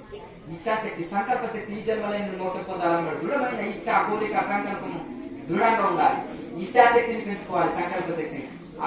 ఈ జన్మలో నేను సాధించాలనే ఒక ఇచ్ఛాశక్తి ఉండాలి. క్రియాశక్తి అంటే సాధన శక్తి ఉండాలి. మీరు నిరంతరం సాధన చేయాలి, నిరంతర సాధన చేయాలి. ఆ క్రియ ఏ క్రియ లేదు, ఏది మీకు రాదు. క్రియాశక్తి, దాని సాధన శక్తి, ధ్యాన శక్తి. దాన్ని నిరంతరం ప్రాణాయామతో కూడిన ధ్యానాన్ని చేయాలి. తర్వాత విచారణ శక్తి, జ్ఞాన శక్తిగా ఉండాలి. జ్ఞాన శక్తి వేదాంత విచారణతో చేయాలి. ఏది ఆత్మ, ఏది అనాత్మ, ఏది ప్రకృతి, ఏది పరమాత్మ, ఎక్కడి నుంచి వచ్చాము, ఎక్కడికి వెళ్ళాలంటే వేదాంత విచారణతో జ్ఞానం వస్తుంది. ఆ వేదాంత విచారణ చేసినాక అది స్వయం అనుభవం పొందడం కోసము పాలలో వెన్న ఉందని తెలుసుకున్నాం. పెద్దలు చెప్పారు, పుస్తకాల్లో ఉంది. దాన్ని ఎలా బయటికి తీయాలనేది ప్రాసెస్ చేసి దాన్ని ఆ వెన్న తీయాలన్నమాట. అలాగే నీవు ఆత్మస్వరూపం అని శాస్త్రాలు చెప్తున్నాయి, గురువులు చెప్తున్నారు. దాన్ని స్వయం సాధన ద్వారా అనుభూతి పొందేటట్టు మనం సాధనలు ఉండాలి. కనుక థియరీ ప్రాక్టికల్ 2 ఉంటాయి. ఈ కాలంలో పుట్టి వేదాంత పుస్తకాలు చదివి వీళ్ళేమో వేదాంతం రాలంటున్నారు. వాళ్ళేమో గుడ్ల చుట్టూ తిరిగి యజ్ఞయాగాలు చేయి, పూజలు చేయని వాళ్ళు చెప్తున్నారు. గోడ కాని, కుర్చీ కాని మీద జ్ఞానమే గొప్ప జ్ఞానం వీళ్ళు చెప్తున్నారు. వీళ్ళంతా గుడ్డి వాళ్ళే. ఆత్మ గురించి మహాప్రసంగం చెప్తాడు, వాడికి ఏం తెలియదు. అర్థం కదా, విన్న వాడికి ఏం తెలియదు, చెప్పిన వాడికి ఏం తెలియదు. మరి ఎవరికి తెలుస్తున్నాయి అంటే వీళ్ళు చిత్రంగా ఉంటుంది అంటారు, ఒకరు నిరాకారం అంటారు, ఒకరు సాకారం అంటారు, ఒకరు చిత్రంగా ఉంటుంది అంటారు, ఒక రకరకాలుగా భగవద్గీతలో వస్తుంది. కానీ దీన్ని స్వయం అనుభవం పొందిన వేల కొద్ది జనాల్లో కొందరు ఉంటారు. వాళ్ళు తెలుగు అప్పుడేం మాట్లాడరు. ఏం తెలియని చేసిన మహాప్రసంగాలు ఇస్తుంది, తన సర్వం చేసినాక మౌనం వహిస్తున్నా అంటారు. ఎవరు భర్త గారు అంటారు. అది ఎందుకు? అది మాటలకు అందేది కాదు, ఒక తృప్తి పెట్టలేదు మాటలతో. కనుక సాధన సాధన సాధన థియరీ ప్రాక్టికల్ 2 ఉండాలి. 2 గంటలు 2 కాళ్ళు చెప్పి విచారణ, ధ్యానం, యోగం ఈ 3 ఎక్కడ ఉంటారో అది ఋషి పరంపర. అది ఎక్కడున్నా నేను ఒప్పుకుంటాను. అది లేకుండా ఒక్కొక్క పాఠం చెప్పి సర్వం నాకు తెలుసు అంటే అది మేము ఒప్పుకోము. ఎందుకంటే మేము ఋషుల దగ్గర నేర్చుకున్నది ఏడు చూడడానికి పోయాము. గుట్టి వాళ్ళంతా చూసిండు. తొండం పట్టుకున్నాడు, గొడుగు లాక్కుంది అన్నాడు, కాలు పట్టుకున్నాడు, ఏమో స్తంభం లాక్కుంది అన్నాడు, తోక పట్టుకున్నాడు, చీపురు లాక్కుంది అన్నాడు, గొడుగు తొండం పట్టుకున్నాడు, గొడుగు అంబులీలా లాక్కుంది అన్నాడు. ఇదంతా అసంపూర్ణమే కదా. చెవు పట్టుకున్నాడు, చాటు లాక్కుంది అన్నాడు. ఇదంతా అసంపూర్ణమే కదా. వీళ్ళు గుడ్డి వాళ్ళు కనుక్కుంటున్నారంట, నేను 4 రైతు అని. ఏమయ్యా గుడ్డి వాళ్ళు అయితే నాకేమో నటి చూసి గుడ్డివాడు అన్ని తెలిసినట్టు అంటున్నాడు, చాట లాక్కుందని నేను అంటున్నా అంటే మరి ఆయన వీడికి కనున్నాడు. వాడి గుడ్డివాడు అంటే వీడికి కనున్నట్టు, అందరూ గుడ్డివాళ్ళే కదా. అలా చేసుకుంటే ఆయన అవన్నీ కలిపితేనే ఎరుగు. గుడ్డి వాళ్ళు ఐకమత్యం ఉంటారు. మీరు ఒక 1 పార్టీ చూసారు, మీరు సగం తెలిసిన వాళ్ళకి. కనుక అన్ని కలిపితేనే ఎరుగు అని ఆయన కండు నాయన వచ్చి చెప్పిండు. కండు నాయన ఎవరు? గురువు. కనుక ఏదో ఒక ముక్క ఇక్కడక్కడ చదివి అక్కడిక్కడ ఉన్నది, నేను అన్ని గ్రహించినాను, అన్ని ఇది చేసినాను, అన్ని పుస్తకాలు చదివి మన మా పాత చింతకాయ పచ్చడి చెప్తున్నాను. అర్థం కదండి. 100 రకాల వంటలు చేసినా మన పాత చింతకాయ పచ్చడి చెప్తున్నాను. అన్ని చదివినప్పుడు బుక్కులు మేధస్సు పెరుగుతుంది. అందరు ఋషులను అబ్జర్వేషన్ చేసినప్పుడు శాస్త్రీయత ఉంటుంది. శాస్త్రీయత లేని ఎట్లా ఉంటుంది? మీటింగ్ పెట్టుకోమని ఏ శాస్త్రంలో చెప్పింది? ఒక చెప్పు, ఒక ఋషి వివేకానంద, సంతోషం, శంకరాచార్య చెప్పిన. అర్థం కదా. మీరు ప్రతిదీ ఓసే అంటే ఓసే ఎవడు వాడికి గొట్టంగా వాడు ఒక భోగి. మ్యూజిక్ ధ్యానం అనేది అతను కనుక్కున్నాడు. అర్థమైంది కదా. వాడు యూజ్లెస్ ఫెలో, వాళ్ళు ఎవడు ఒప్పుకోడు. ఒక వేదాంతి, ఒక ఋషి, ఒక గొప్ప వాళ్ళని ఒప్పుకోమనండి. సరే నువ్వు అవధూత స్టేజ్ చెప్పినావు, గొప్ప వాళ్ళ పరమహంస యోగానంతా ఒక సైన్స్, స్పిరిచువల్ సైన్స్ ఆయన చెప్పింది. గుండె శ్వాస నాడిని ఆపి చూపెట్టేసి, ఇంద్రియాన్ని జయించి చూపెట్టేసి, అక్కడ ఒక నిర్దేశం చూపెట్టాడు. ఫారిన్ కంట్రీస్ లో చనిపోయిన తర్వాత కూడా శరీరం కుదిరిపోకుండా చూపెట్టాడు. అలాగే 41 రోజులు గుండె శ్వాస నాడి ఆపి సమాధిలో ఉండి చూపెట్టాడు.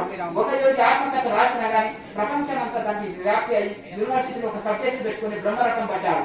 ఇటువంటి వాళ్ళని ఆదర్శం తీసుకోకుండా ఎవడో ఒక భోగిని తీసుకొని వచ్చేసి వాడి ఫోటోలు పెట్టుకొని ఏంటిదా ఇది అజ్ఞానం కాకపోతే? ఏదైనా ఒక ప్రమాణికంగా ఒక రుచిని, ఇంద్రియాన్ని జయించిన రుచిని తీసుకోండి ప్రమాణంగా. నెక్స్ట్ మేము ఇట్లా చెప్పకపోతే ఇంకొకటి నీకు నేను ఒకటే చెప్తాను. మరి అజ్ఞానికి తెలుస్తుందా? మేము మౌనం వహిస్తాం అనుకో, లోకానికి ఎంత అపకారం జరుగుతుంది మీకు తెలియదు. అజ్ఞానం దగ్గర రైట్ అనుకుంటారు, వాళ్ళే ఋషులు అనుకుంటారు. మీరు అడిగిన కరెక్టే, వాళ్ళు అజ్ఞానంలో ఋషులు అనుకుంటారు. అంతేనా కదా. ఋషులు అంటే ఎవరంటే చెప్పిన పేర్లు. నేనేమంటున్నా అంటే భక్తి యోగంతో కూడా మీరాబాయి కానీ ఉండాలి, సరెండర్నెస్ ఉండాలి. మార్కండేయుడు కానీ ఇంతమంది భరించాలి. ఇంకొకటి చెప్తాను, సిమెంట్ అన్న కెమికల్ కలిస్తే ఇంకెంత బలం ఉంటుంది. ఇప్పుడు బ్రిడ్జిలు ఉన్నాయి, నదులలో బ్రిడ్జిలు వేయాలంటే ఏం చేస్తారు, కెమికల్ కలుపుతారు. నువ్వు స్లాబ్ లీక్ కావాలంటే ట్యాంకులు ఉంటాయి, వాటర్ ట్యాంకులు ఎప్పుడు నీళ్లు ఉంటాయి. దానికి ఎందుకు ఇవి మన వాటర్ ప్రూఫ్ కెమికల్స్ కలుపుతారు కదా. కెమికల్ ఎందుకు కలుపుతారు, కెమికల్ అది లిక్విడ్స్ కలుపుతారు కొన్ని. మరి అవి ఎందుకు ఉపయోగపడతాయి అంటే సిమెంటే కానీ అందులో లిక్విడ్ కలిపినప్పుడు ఎక్కువ శక్తి ఉంటుంది. భక్తే కానీ ఆ భక్తికి యోగము అనే లిక్విడ్ కలిపినప్పుడు ఇంకా శక్తి వస్తుంది. దానికి విచారణ ధ్యానం గొప్పదే. దానికి యోగం కలిసినప్పుడు ఆ లిక్విడ్ కలిసినప్పుడు ఆ సిమెంట్ పవర్ఫుల్ ఉంటుంది. నీళ్ళలో బిడిజీలను కూడా లీక్ కానీ అది డ్యామేజ్ కానియదు. ఎప్పుడు ఈ 24 hours వాటర్ ట్యాంకుల్లో కూడా లీక్ కానివ్వదు. నువ్వు ఉట్టి సిమెంట్ తోటి చెయ్యి, 10 రోజులకి మొత్తం లీక్ అయి కింద గారిపోతుంది. అవునా కదా. భక్తి గొప్పది ఒప్పుకుంటున్నాం. తపస్సు, స్వాధ్యాయం, ఈశ్వర సంధానం 3 చెప్తున్నావు. ఇంట్లో భక్తి ఉంది, వేదాంత విచారణ ఉంది, జ్ఞానయోగం ఉంది. 4 వైపులా కాంపౌండ్ కట్టుకున్నాం. గార్డెన్ కి ఏమి నీళ్ళు, ఆ గార్డెన్ లో జంతువులు వెళ్ళిపోవు. నువ్వు ఓపెన్ గా తెలిసి పంట చేనేస్తే జంతువులు అని వేసిపోతాయి. అర్థమైంది కదా. ఒక ఇంద్రియాలు జయించిన ఋషి పేరు చెప్పు, కాలు గడిగి నెత్తిన జరుగుతుంది. నేను ఒప్పుకుంటాను. నేను ఒక పిచ్చివాడి దాకా కనిపించే ఎందుకు లేరా, కళ్ళు ఉండాలి, చూడాలి. అర్థమైంది కదా. బుక్కులే రాసేసినాను. అర్థమైంది కదా. మీకు తెలుసు సైంటిస్ట్ పేరు అడుగు చెప్తావు, ఏ సినిమా పేరు, ఏ యాక్టర్ పేరు అని చెప్తావు. అర్థమైంది కదా. నేను ఏ ఋషి పేరు, ఏ గుహలో కూర్చున్నాడు, ఎవరు అని చెప్తాను. అర్థమైంది కదా. లైవ్ లో ఇప్పుడు కూర్చొని ఎండావానలో ప్రపంచాన్ని ఇంద్రియాన్ని జయించి తపస్సు చేస్తున్నారు. అర్థమైంది కదా. లేదు అనకూడదు. సత్యనారాయణ బాబా అని ఒక వీడియో పెట్టినా చూసారా, మరి పంచభూతాలు జయించిన యోగి, ఎండావాన చలి. అర్థమైంది కదా. అటువంటిది తెలుసుకోవాలి. అది అజ్ఞానులకు ఊరికి పడిపడి మొక్కుతుంటారు. ఏముంది పాపం తప్ప. ఒకటి కాళ్ళు పడిపడి తీసుకుంటుంటారు, తులాభారాలు చేస్తుంటారు. పాద పూజలు అంటారు. ఇంట్లో కాడికి పెడితే ఇంత, ఓపెనింగ్ చేస్తే ఇంత, ఇంట్లో కాడికి పెడితే ఇంత. వాడి పాపాల్లో పాపాలే ఉంటది. ఎందుకంటే లక్షల కోట్లని కబ్జాలు పెట్టిన ఈ మాఫియా వీళ్ళ పాదాల్లో పాపం తప్ప ఏముంటదయ్యా. అటువంటి ఋషుల కాళ్ళు కలిగి ఎత్తులు చదువుకోండి. ఏంటి మూర్ఖుల తెరవకుండా వాడు ఏదో 2 హెలికాప్టర్లు ఉన్నాయి, ఎవరు దోసిన ప్రపంచాన్ని దోసి వాడు సంపద ఇది చేసుకున్నాడు. అర్థమైంది కదా. ధనమున్నాడు ఋషి అంటే బిల్ గేట్స్ కూడా ఋషి అనండి. అర్థమైంది కదా. ఆయన ధ్యానం చేసి సంపాదించండి అంతా. వీడు డబ్బు సంపాదించడానికి ఒకటి చీటర్స్ ఉంటారు, ఒకడు హ్యాకింగ్ చేస్తాడు. బ్యాంక్ అకౌంట్ హ్యాకింగ్ చేసేవాడు కూడా సంపాదిస్తాడు. పిక్ ప్యాకెట్ గాడు కూడా సంపాదిస్తాడు. ఒకటి వ్యాపారం చేసి కూడా సంపాదిస్తాడు. అర్థమైంది కదా. కొంతమంది ధర్మంగా వ్యాపారం చేసి కూడా సంపాదిస్తారు. ఎంతైనా వ్యాపారం అంటేనే మోసం. ఒకటి వ్యాపారం చేసి కూడా సంపాదిస్తాడు అనుకో. ఇంకా మీరు అంతా ధ్యానం తపస్సుతో చేసినట్ట. ఆయన ఒక ఆధ్యాత్మిక సంస్థని పెట్టుకొని మోసంతో కరెక్ట్ చేసి చేసి చేసి జనాలని పిచ్చోళ్ళని చేసి వసూలు చేసేటోళ్ళు ఒకరు ఉన్నారు. అర్థమైంది కదా. సింపుల్ గా డబ్బు సంపాదించేటంత ఈజీగా ఈ ప్రపంచంలో ఇంకేం అనడం లేదు. కాకపోతే ఒకరు ప్రపంచానికి ఎట్లా మేలు చేయాలనేది ఒక ఋషి వివేకానంద స్వామి, దయానంద సరస్వతి గొప్ప గొప్ప వాళ్ళు ఆలోచన చేస్తారు. అంటే ఆధ్యాత్మిక పేరు మీద ఎట్లా మోసం ఎట్లా సంపాదించుకోవాలి అని అర్థమవుతాయి. నెక్స్ట్ ప్రాణాయామంలో తలపై చెప్పి 10 ప్రాణాయామం చేయమన్నారు. సంపత్తులో 50 అని చెప్పినారు. రేషియో అది ఎట్లా చెప్పినా అట్లా ఫాలో కానీ. అది 50 స్ట్రైట్ పెట్టి తల లైట్ కిందికి వచ్చి 20, పైకి ఎత్తి 10, సమస్యలో వచ్చి 100. స్వామి మహాముద్ర వేసినప్పుడు వేస్తే ఇక్కడ లైట్ చికెన్ మెరుపులో కడుపులో వీటిలో మంట వస్తుంది. వీటిలో లైట్ కాకపోతే అది అట్లే ఉండాలనిపిస్తుంది. కొంతసేపు మెల్లగా తర్వాత శ్వాస విడిచే శ్వాస తగ్గుతుంది. బయటకు వచ్చింది.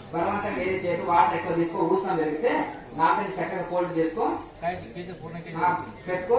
వాటర్ ఎక్కువ తీసుకో, ఎండాకాలం కదా కొంచెం వాటర్ ఎక్కువ తీసుకో. ప్రతిసారి రాదు. ఫస్ట్ టైం చేసినప్పుడు ఏదో రైట్ లెగ్ చేసినప్పుడు అయినా లెఫ్ట్ లెగ్ చేసినప్పుడు ఒకసారి వచ్చింది, మళ్ళీ రాదు. దాన్ని ఎక్కువ కుంభకం చేయకుండా అప్పుడు ఏదైనా ఎక్కువ అనిపిస్తే కుంభకాన్ని తగ్గిస్తే సరిపోతుంది. ఫస్ట్ టైం అట్లా వస్తుంది. కుంభకాన్ని తగ్గిస్తే సరిపోతుంది.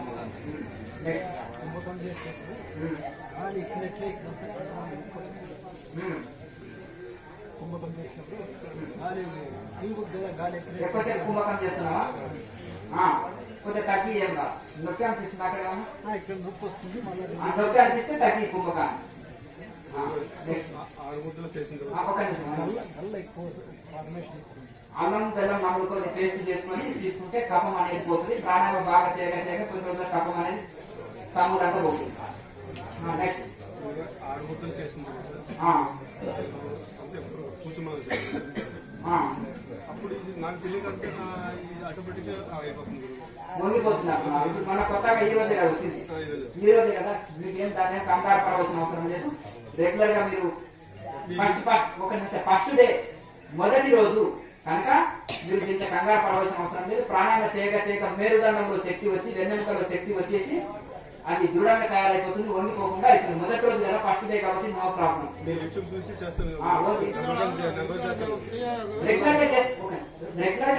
రెగ్యులర్ గా చేస్తే ప్రాణశక్తి తోటి మేరుదండం నిండిపోయి అది వంగమన్నా వంగదు, చక్కగా కూర్చోగలుగుతారు. దిగబెట్టవలసిన అవసరం లేదు. శరీరాన్ని నార్మల్ గా చక్కగా మేరుదండం నిటాకి పెట్టి కూర్చుంటే సరిపోతుంది. అలా చేయగా ఎక్కువసేపు గంటల తరబడి కూర్చోగలుగుతారు.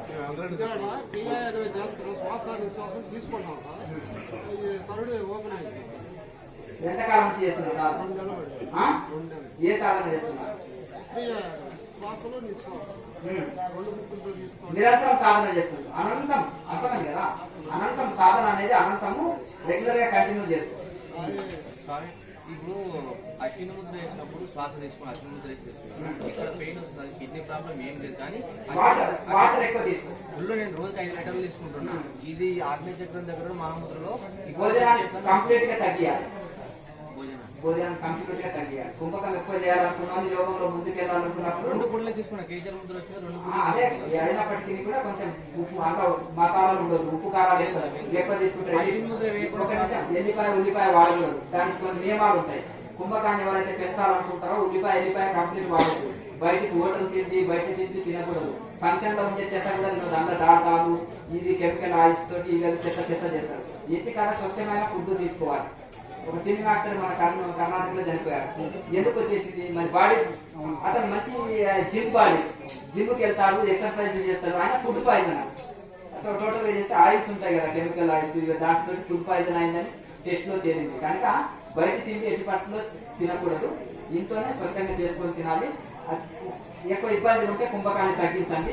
కానీ నేను అశ్విని ముద్ర వేయకుండా సాధారణ శ్వాస తీసుకుంటే నొప్పి రావట్లేదు. చాలా రోజులు చూసిన అది నువ్వు అస్తవ్యస్తంగా అది జరుగుతుంది. అటువంటి అస్తవ్యస్తంగా రావద్దు. దాని క్రమ పద్ధతిలో పెంచుకోవాలి. నీవు బలవంతంగా చేయకూడదు. ఒకసారి ఏమనుకుంటారంటే ఒకే రోజులో మోసం పొందాలని బట్టి అస్తవ్యస్తంగా చేయకూడదు. యోగం అనేది ఎట్లుంటుందంటే అదే మెల్లమెల్లగా ఇది చేసి, లేకపోతే అది వదిలేసి మామూలుగా చేసుకోవాలి. మన పడని వదిలేయచ్చు అంతే. వంకాయ పడతలే దాన్ని తింటారా? ఒళ్ళు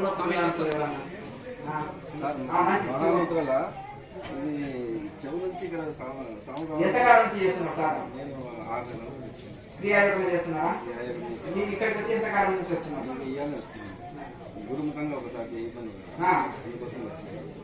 సాధన ఇంకా చేయండి. మొదటిసారి వచ్చేది కానీ ఇంకేం చెప్పబోతున్నారు. కంటిన్యూ చేస్తున్నారు. అర్థం కదా. అందులో కొన్ని చెప్తారు కూడా బాబు. అర్థం కదా. మాకు ఎంతకాలం అనేది తెలుస్తుంది. అర్థం కదా. కొన్ని మనం భ్రమాలు ఉంటాయి సాధనలు. ఏదేదో ఆ యూట్యూబ్ లో ఏదైతే పుస్తకాలు జరిగింది అదేదో చెప్పడానికి వస్తారు. అర్థం కొంతకాలం సీరియస్ గా సాధన చేయాలి. మొదటి రోజు ఇక్కడికి వచ్చినావు, సాధన చేస్తున్నావు కదా, దీన్ని కంటిన్యూ చేసుకో. ఏదైనా సరే మంచి అనుభవమే అనుకో, అది లోపల ఫీల్ అవ్వు, ఆనందం చేయి. అటువంటి నీకు ఒక అనుభవం వచ్చినా రాలేదని కండిషన్ అనుకో, అదైతే రాకుండా పోదు కదా. చెప్తున్నా కదా, నీకు ఏది వచ్చినా కానీ లోపల అనుభూతి చెందు ఆనందపడు. అర్థమైంది కదా. అనేకమైన అనుభవాలు వస్తుంటాయి. ఇప్పుడు శ్రీశైలం పోతున్నాం, మొదటి మైలురాయిని కూర్చుంటే ఈ ఊరు బాగుందని శ్రీశైలం మల్లికార్జున దర్శనం చేసుకోలేవు. ఇవన్నీ మైలురాళ్ళు వదిలిపెట్టాలి కదా. ఎన్నో మైలురాళ్ళు వస్తుంటాయి. అనేక అనుభవాలు వస్తూ పోతుంటాయి. అట్లా దాన్ని పట్టించుకోవద్దు. వస్తుంటాయి, అన్ని వైబ్రేషన్స్ వస్తుంటాయి. నానా రకాల పట్టించుకోవద్దు, ముందుకు వెళ్తున్నాం. అయ్యా ఉన్నది బాగా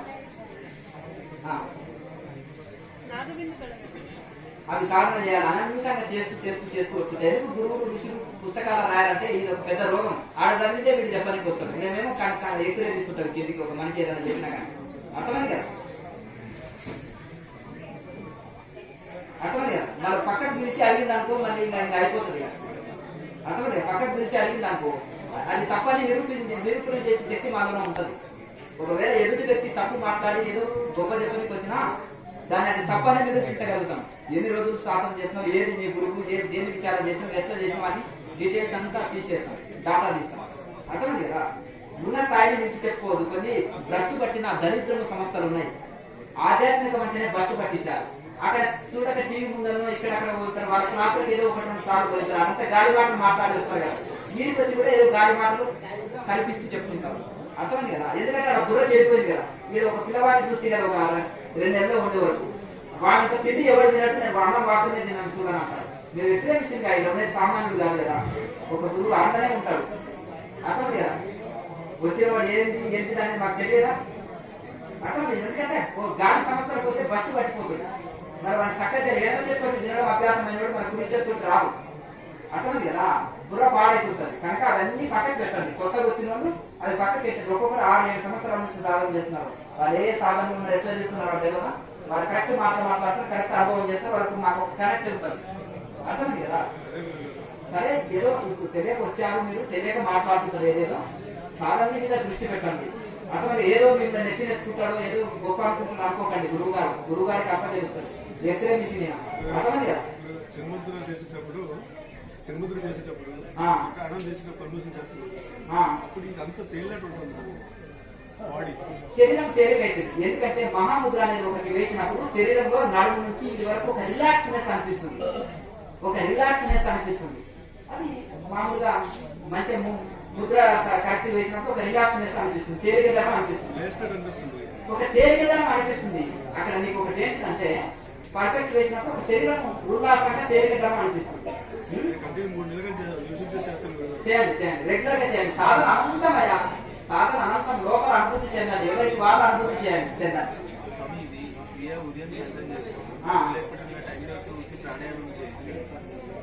ఎంటీ స్టమక్ చూసుకొని చేయాలి.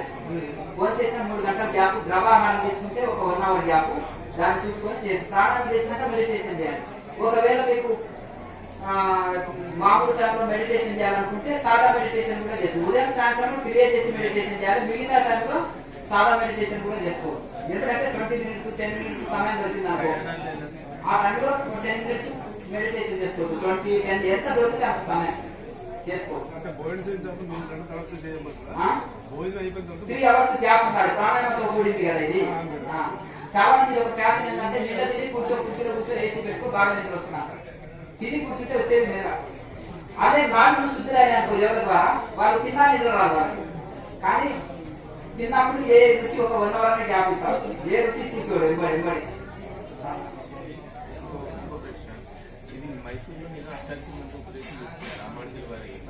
ఓకే. అయ్యా భగవంతుడు అంటే ఒకటి, ఎవరైతే మూర్ఖులు వేదం చూశాడో వాడు అజ్ఞాని. ఏది తీసుకున్నావో నీ ఇష్టం వచ్చిన మంత్రాన్ని జపం చేసుకో. నేను గురువులకు భేదం చూపను, పరంపరలకు భేదం చూపను. నేను ఒకటే అంటే దేవతలకు భేదం చూపే వాళ్ళంటే నాకు గిట్టదు. నేను సిద్ధాంతాన్ని ఖండిస్తాను, వ్యక్తిని నేను ఖండిస్తాను, వ్యక్తిని దూషిస్తాను. నేను వ్యక్తిగత భేదాలు ఎవరితో పెట్టుకోను, సిద్ధాంతాన్ని ఖండిస్తాను. శంకరాచార్య వ్యక్తిగత భేదాలు ఎవరితో పెట్టుకోలేదు, సిద్ధాంతాన్ని ఖండిస్తాను. ఇది తాత్వికము, ఇది కాపాలికము, ఇది కూడదు, ఇది ఉండాలి, ఇది అద్వైతం ఉండాలి, భేద దృష్టి విడువాలి అనేది ఆయన ఒకటే సిద్ధాంతాన్ని ఖండిస్తాం అంతే. కాకపోతే ఎట్లుంటారంటే ఋషుల సిద్ధాంతాన్ని ఒప్పుకుంటాను. యోగ మార్గం ఉండాలి, విచారణ మార్గం ఉండాలి, భక్తి మార్గం ఉండాలి. భక్తి వేదాంతం యోగ భక్తి వేదాంతాన్ని 3 కలిపితే నేను ఒప్పుకుంటాను. 1 పార్టీ చేస్తే నేను ఒప్పుకుంటాను. బట్ ఈ 3 కలిపి చేస్తే ఇంకా అద్భుతం ఫ్లైట్ ఎక్కిన మార్గం. క్రియాయోగం ఎందుకు శాస్త్రీయమని పరమశివంతా ఈ ప్రపంచంలో ఎన్నో మార్గాలు ఉన్నాయి. క్రియా ఒకటి, ఫ్లైట్ వే, సైంటిఫిక్ అంటారు. ఇది ఇంకా 3 కలుస్తాయి. భక్తి యోగ వేదాంత, భక్తి యోగ వేదాంత ఇవన్నీ కలుస్తాయి ఇందులో. సాధన మన మెడిటేషన్ ఇవన్నీ కలుస్తాయి, 4 కలుస్తాయి ఇందులో. అందుకని ఇది చాలా శాస్త్రీయం అని అంటున్నాం. సిమెంటే కానీ అంతా ఇంకా లిక్విడ్ కలిపినాం, కెమికల్ కలిపినాం, ఇంకా అద్భుతమైన పవర్ వస్తుంది. ఒకటే నేను చెప్తున్నా కదా, నీవు అక్కడ వెళ్ళినావు, నీకు యోగా దొరకలే, ఇక్కడికి వచ్చినావు. అర్థమైంది కదా. నీకు ఏదో ఒక మార్గాన్ని అయితే చూపెట్టింది కదా, 2 కళ్ళలాగా భావించాలి. క్రియాయోగ కాకుండా మంత్రంతో గాయత్రి మంత్రోపదేశం జరిగిందనుకో, దాంతో కూడా ఆ మంత్రాన్ని ఈ క్రియాయోగంలో చేసుకో. అర్థమైంది కదా. ఇందులో ప్రాణాయామంలో అది చేసుకో. మరి కొత్త మంత్రాన్ని ఇది అని అంటారు. ఒక ఆయన అంటాడు, ఆ గురించి అలా మంత్రం ఆ గురువుకి ఏం తెలియదు, నేను ఇంకో కొత్త మంత్రం ఇస్తానంటాను. అర్థమైంది కదా, నేను అలా చెప్పను. నీకు ఇష్టదైవంని ఆ గురువు ద్వారా నా మంత్రం తీసుకున్నావు. తీసుకున్నాక ఆ గురువుకు ప్రాణంగా తెలియదు, నీవు అడగలేదు, సంథింగ్ ఏదో ఉంది. అక్కడ తెలియడానికి ఇక్కడ ఎందుకు వచ్చినావు నాయన అన్నాను. స్వామి నేను యోగం నేర్చుకోవాలని వచ్చినాను అంటాడు. మరి సరే నువ్వు గతంలో మరి ఒక గురువు దగ్గర నేను ఉపదేశం తీసుకున్నాను అంటే ఆ గురువు మంత్రం ఇచ్చాడు, యోగం చెప్పలేదా, ఇక్కడ యోగం జరుపుకొని ఆ గురువు ఇచ్చిన మంత్రాన్ని ఈ యోగంలో నడిపి అంటాను. అయ్యో ఆ గురువుని కంప్లీట్ గా కట్టడానికి అక్కడ పోనక్కర్లేదు, ఆ ఫోటో పెట్టుకోకు, వాళ్ళకి తెలియదు అని నేను అన్నాను. అతను ఆయన తెలిసిన కాడికి ఉపదేశం ఏదో ఇచ్చిండు, ఆ మంత్రం తీసుకున్నావు. ఇక్కడ ఈ యోగంలో అది నడిపించుకోవచ్చు. అర్థం కదా, అంటే కుండలి జాగృతి అవుతుంది కదా మాత్రం ప్రాణాయామం ఉంటేనే అవుతుంది. మీరు కుండలిని యోగం అనేది గ్రంథాలు చదవండి. అంత ఈ మధ్యన మన మాయగురువులు అంటాం మీద, ఈ మాయగురువులు ఏమంటారు, 7 ముక్కలు నేర్చుకొని మంత్ర సాధనతో కుండలిని యాక్టివేట్ అయితే ఆయన కొత్త స్థితిస్థాపన వచ్చింది. ఆ కుండలిని పరంపర అనే ఋషులని అనుసరించండి. వాళ్ళ అష్టాంగ యోగం ఏంటి, కుండలిని మేలుకొనడం అంటారు. శివుడు పార్వతీ మాటలు చెప్తారు, శివసంహిత చూడండి, కుండలిని ఎట్లా యాక్టివేట్ అవుతుందని పార్వతీ మాత అడిగితే శివ పరమాత్మ అష్టాంగ యోగాన్ని అటయోగ ప్రతిభగా శివుడు పార్వతికి చెప్పాడు. అలాగే శివ సంహిత పతంజలి సూత్రాలు లాగానే ఉంటుంది, అది కూడా సేమ్. అవన్నీ చెప్పాడయ్యా ఈ గ్రంథాలు ఎట్లా కుండలిని యాక్టివేట్ అవుతుందని. ఈ గ్రంథాల సారనే శంకరాచార్య మనకు చిన్న చిన్నగా గ్రంథ రూపంలో రాశారు. వేదాంత సారాన్ని, ఉపనిషత్తు సారాన్ని అంతా వేదాంతం, యోగా, భక్తి సపరేట్ గా మనకు స్తోత్రాల రూపంలో అందించారు. ఏ ఋషి చెప్పినా కానీ యోగం, వేదాంతం, భక్తి ఒప్పుకుంటారయ్యా. శంకరాచార్య చెప్పలేదు. భగవద్గీత యోగం, వేదాంతం, విచారం కూడా చెప్పినాయి కదా, ధ్యానం అన్ని ఉన్నాయి కదా. అందులో ఇవన్నీ కలిపి వస్తుంది ఇలా. కనుక పూజాకోటి సమస్తోత్రం, స్తోత్రకోటి సమోజప, జపకోటి సమోధ్యానం, జ్ఞానకోటి సమోదయం. అంతే కదా, కోటి పూజల కొద్ది ఒక స్తోత్రం గొప్పది, కోటి స్తోత్రాల కొద్ది ఒక జపం గొప్పది, కోటి జపాల కొద్ది ఒక జ్ఞానం గొప్పది, కోటి ధ్యానాల కొద్ది ఒక లయ స్థితి, సమాధి స్థితి గొప్పది. ఉత్తర గీతలో కృష్ణ పరమాత్మ చెప్తాడు. భగవద్గీతలో సంసారం వదిలితే రోగం అన్నాడు, దోషం అన్నాడు. ఉత్తర గీతలో సంసారం పట్టుకుంటే రోగం, దోషం అన్నాడు. ఇక్కడ సంసారం పట్టుకోవాలన్నా అక్కడ సంసారం వదలమన్నాడు. ఏంటి లాజిక్ చెప్పండి. అంటే అంటారంటూ ఉన్నారు బయట. ఇప్పుడు పడవ దాటిన పడవతో నీకు సముద్రం దాటిన పడవ నీకు సంసారంలో బాధ్యత ఇంగ్లీష్ పట్టుకుంటారు. సంసారం మోక్షం కోసం ప్రయత్నం చేయి. అక్కడ బాధ్యతలు ఉన్నాయి భగవద్గీతలో. అక్కడికి నువ్వు పిరికి వాడికి ఇప్పుడు పాడిపోతే అంటే అంటున్నటువంటి అన్ని నిర్వహించు. నేను కర్తనమైన గమనం ఇక్కడ బాధ్యతలు అయిపోయి ఇక నీకు భగవద్గీత దారుణ జ్ఞాన సమాధి ఆచరించి ముక్తిపోవు. ఇక నీకే కర్తవ్యం లేదు 3 లోకాలు. 3 గంటలు చేయలేకపోతున్నారు, 2 గంటలు చేయండి, 1 గంట అయినా పర్వాలేదు. చెయ్యి మెల్లమెల్లగా పెంచుకో. గంట, గంటన్నర, 2 గంటలు పెంచుకుంటూ మెల్లమెల్లగా. చిన్న పిల్లవాడు ఇంత పెద్ద బెంచ్ ఎత్తున పెడతామా, పెట్టాం కదా అండి. చిన్న చిన్న బరువు నుంచి శరీరం పెరిగే కొద్దీ బరువులు మోస్తుంటారు. అలాగే సాధన పెరిగే కొద్దీ ఎక్కువసేపు కూర్చోగలుగుతాం. అమ్మ చెప్పండి. నేను 3 ఏళ్ళ నుంచి వస్తున్నాను ఇక్కడికి. అమ్మ ఓకే. రోజు రాత్రి నుంచి 10 వరకు కూర్చుంటాను. కానీ 10 అయిన తర్వాత నాకు ఎవరు టచ్ చేస్తారు, ఎవరైతే ఉన్నారో 4 ఏళ్ళకి ఇలా టచ్ చేస్తారు. మీకు అనుభూతి లేండి, మా మనసులో ఫీల్ అవ్వండి. క్రియనే చేస్తున్నారా? క్రియ గురుగారు. అంటే నాకు బయట ఎక్కువ జరుగుతున్నాయి గురు. మిమ్మల్ని అనుకుంటే ఏంది ఇలా జరుగుతుంది అనుకుంటున్నాను. అవన్నీ మైండ్లోకి వెళ్ళి తీసేసుకోండి. మీరు క్రియ మీద కాన్సన్ట్రేషన్ ఫోకస్ చేయండి. క్రియని నిరంతరంగా చేయండి. అర్థమైంది కదా. మీ గదిలో మీరు సాధన చేయండి. కొన్ని మనం మానసిక ఆలోచనలు, మనసులో వచ్చిన థాట్స్ ఏ అనుభవాలు అయినప్పటికీ మీ గదిలో మీరు చక్కగా సాధన చేసుకోండి. నిరంతరం సాధన చేస్తూ పోతుండండి. అనేకమైన అనుభవాలు వస్తుంటాయి, విచిత్రమైనవి. అవన్నీ లోపల అనుభూతి చేయండి. మీరే కన్ఫ్యూజ్ కావాల్సిన అవసరం లేదు. క్రియ చక్కగా చేసుకుంటా పోండి. అయిపోయి క్రియనే అంతా సెట్ చేస్తుంది. ఇప్పుడు సోమర్థనం, బద్ధకం ఉంది, శ్రద్ధతోటి చేయించవచ్చు. సోమర్థనం, బద్ధకం, నిద్ర, కండ్రత ఇవన్నీ ఉన్నాయి. కఫరోగం వలన, వాతరోగంతో కమ్మగున్న పదార్థాలు తినడం వలన, తిండి ఎక్కువ తినడం వలన, లేకపోతే విసుగు, ఆలసత్వం ఇవన్నీ కూడా ఉంటాయి. అతి నిద్ర, అతి తిండి, మరియు అతి నిద్ర పోవాలనిపిస్తుంది. అతి తిండి మీద జీవ చాపలు పెరుగుతుంది యోగం కొత్తగా చేస్తుంటే. అర్థం కదా. ఇప్పుడు 10 కానుకలు అమ్మకు, మొదటి కానుక అమ్మకు సలహా ఇస్తున్నా కదా. 10 మంది పిల్లలు కన్నదాన్ని ఓ బామ్మ దగ్గరికి వెళ్ళి ఫస్ట్ నెల ఉంటాయి ఇలా ఉంటుంది, సెకండ్ నెల ఇలా ఉంటుంది, అంటే నా నొప్పులు వచ్చినప్పుడు ఇలా ఉంటుంది, తెలియదా? పిల్లలు కన్న తర్వాత ఎట్లా పెంచాలి అని సలహా ఇస్తుందా కదా. మరి ఆ కింది గట్టి నుంచి వచ్చిన కదా వీళ్ళు కూడా యోగ విధానాలు ఎట్లుంటాయి అవన్నీ ఎదుర్కొని అవన్నీ చేసి ఒక ఆయన పిహెచ్డీ చేసిండు. 1వ తరగతిలో ఎట్లుంటాయి లెసన్స్, సెకండ్ ఎట్లుంటాయి, థర్డ్లు ఎట్లుంటాయి, అంటే ఉంటాయా కదా. అంతేనా కదా. అంటే ఎలా అనిపించినా చేసి అవన్నీ బుద్ధి శ్రద్ధని ఉత్సాహం సాహసం ధైర్యం బుద్ధి శక్తి పరాక్రమ చెడేటి ఎత్ర తిష్టతి తత్ర దేవోపి తిష్టతి. ఉత్సాహం సాహసం ధైర్యము పరాక్రమం ఇవన్నీ ఎంత చూపెట్టాలి, సాధనలో చూపెట్టాలి. ఉత్సాహభరితంగా చేయాలి. నిరంతర ఉత్సాహభరితంగా ఎవరు సాధన చేస్తుంటారో వాళ్ళు విసుగు లేని విరామం లేని ఉత్సాహభరితంగా చేస్తున్నప్పుడు ఆయన ఒక ఇలాంటి వివేకానంద స్వామి ఒంగోలు గీత లాంటి వాడు అంటాడు. ఎందుకు అక్కడ ఒక గీతగా చేయబెట్టి చూడు ఎగిరి దాడి పళ్ళ మీద అనేస్తుంది అంతేనా కదా. మొదలెడుతుందనుకో రైతు గిత్తలు కొనడానికి చూస్తే ఏం చేస్తాడు, మొదలు గిత్తల కాడ చేతి పెడతాడు, చెంప తగిలిందనుకో ఆహా ఇది పట్టుకొని వెళ్తాడు. మొదలెద్దనుకో ఏడ వచ్చినా ఏమన్నదనుకో బాబు ఇది మొదలు ఆయన అని వదిలేస్తాడు. అవునా కదా. అందుకనే అట్లా అంటాడు. అంటే అట్లా అంత యాక్టివ్నెస్ అంత ఒక ఇది అవేర్నెస్ ఉండాలి, అంత ఉత్సాహభరితంగా ఉండాలి. అట్లా ఎటువంటి నేను ధ్యానం చేస్తున్నాను, ఎలాంటి లెవెల్స్ పడిపోతున్నాయి, పేషెంట్లాగా అయిపోతున్నాను, శరీరం బాగా అవుతుంది, నీరు చేరుతుంది, నిద్ర వస్తుంది, మత్తుగా ఉంటుంది, ఏం చేయబుద్ధి అవ్వట్లేదండి నాకు, వంట చేయబుద్ధి అయితే లేదు, లేకపోతే పనులు చేయబుద్ధి అయితే లేదు అంటారు. ఈయన కాదంటే ఉద్యోగం చేయబుద్ధి అయితే లేదు. ధ్యానం చేస్తే ఉద్యోగం చేయబుద్ధి ఎనర్జీ లెవెల్స్ పెరిగి 10 రకాల పనులు ఒకటే చేయగలుగుతారు. ఒక పని చేసే వరకే నీకు టైంలో గాలి తీసినట్టయితే వివేకానంద స్వామి లాంటి వాడు 1,00,000 మంది చేయలేని వాడు ఒక్కటి చేశాడు. ఎన్ని గ్రంథాలు రాశాడు, ఎన్ని ప్రవచనాలు ఇచ్చాడు, ఎంత సాధన చేశాడు. ఇక చనిపోతున్న 3 గంటల ముందు కూడా అన్ని పాఠాలు చెప్పి ఉపవాసం ఉండి అన్ని పాఠాలు చెప్పి సమాధి స్థితిలో ఉండి దేశం వదిలేండి ఆయన మహానుభావుడు. శరీరానికి 20 రోగాలు అటాక్ చేసిన ఆయన లెక్క పెట్టలేదు. ఇది యోగి పరిస్థితి. గురువు గారు చిన్నది అప్పులు చాలా ఒకప్పుడు బాగా చేసేది. తర్వాత ఈ చికెన్ గునియా వచ్చాక ఈ కాళ్ళు ఆసన వెళ్ళకి అంటే పద్మాసనం సిద్ధాంతం వేసినప్పుడు ఈ ట్రయాంగిల్ త్రికోణం అది చెప్తాను కదా చెప్పేది త్రికోణం యాంగిల్ వస్తుంది ఇట్లా కూర్చుంటే. సో ఇప్పుడు కూర్చునే మీరు ఇంతమూరు అన్నారు ఇప్పుడు అదే కూర్చునే చేస్తున్నాం. కూర్చొని చేయడం వల్ల ఈ సూక్ష్మ క్రియ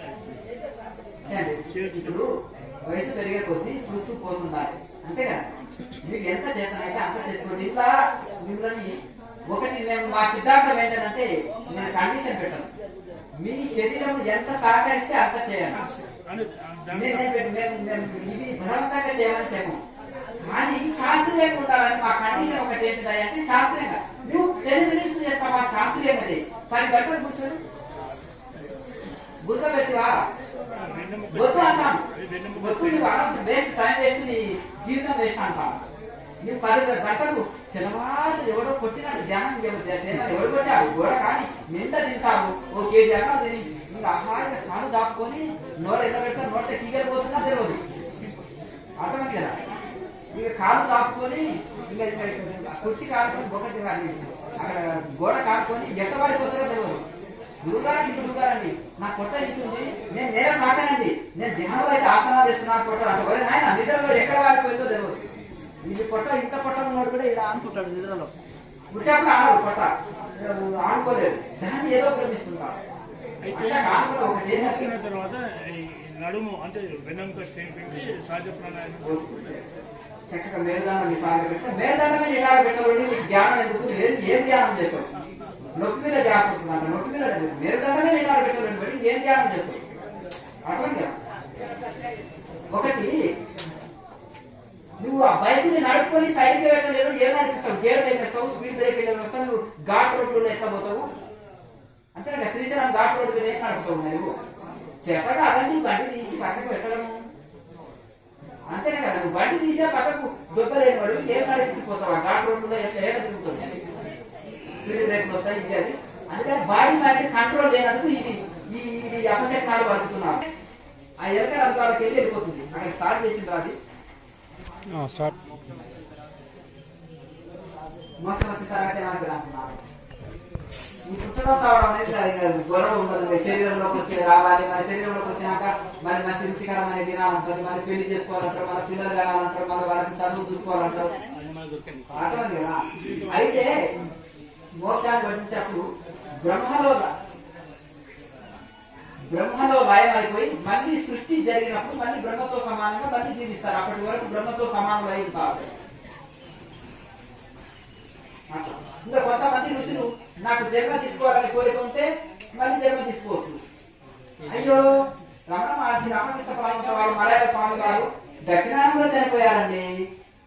మరి భగవద్గీత ఉత్తరాయణంలో చదివిన వాళ్ళకి మోసం వస్తుంది. అంటే ఉత్తరాయణం దక్షిణాయనం అంటే ఏంటి? ఉత్తరాయణం అంటే ఏంటిది? కృష్ణ నాడి ఉత్తరాయణము, ఉత్తరాయణము నిడా పింగళ దక్షిణాయనము. ఇది తెలియదు. ఉత్తరాయణం అంటే ఏమో ఏదో ఇప్పుడు ఈ ఉత్తరాయణం కాదు, అర్థమైంది కదా. జనవరి నుంచి ఉత్తరాయణం, డిసెంబర్ నుంచి ఉత్తరాయణం, ఇదేమో వర్షాకాలం దక్షిణాయనం. ఈ దక్షిణాయనం ఉత్తరాయణం కాదు, నిడా పింగళ దక్షిణాయనము, కృష్ణ నాడి ఉత్తరాయణము. ఇంకొకటి, కొంతమంది ఋషులు వాళ్ళ గురువుల ఆజ్ఞ వలన వాళ్ళ ఇచ్చే వలన కూడా జన్మ తీసుకుంటారు. అది వాళ్ళకి ఫ్రీడమ్ ఉంటుంది. ఇప్పుడు దొంగతనం చేసి నాకు ఇష్టం లేదు స్టేషన్ కంటే వాడు నాకొని వెళ్తారు.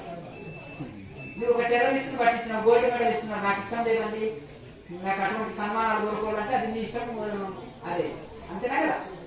అలాగే నేను మోస స్థితి అందుకున్నా నాకు మళ్ళీ జన్మ కావాలంటే వస్తుంది. అది నీకు ఫ్రీడమ్ ఉంటుంది, నువ్వు ఎక్కడైనా పోగలుగుతావు. ఏది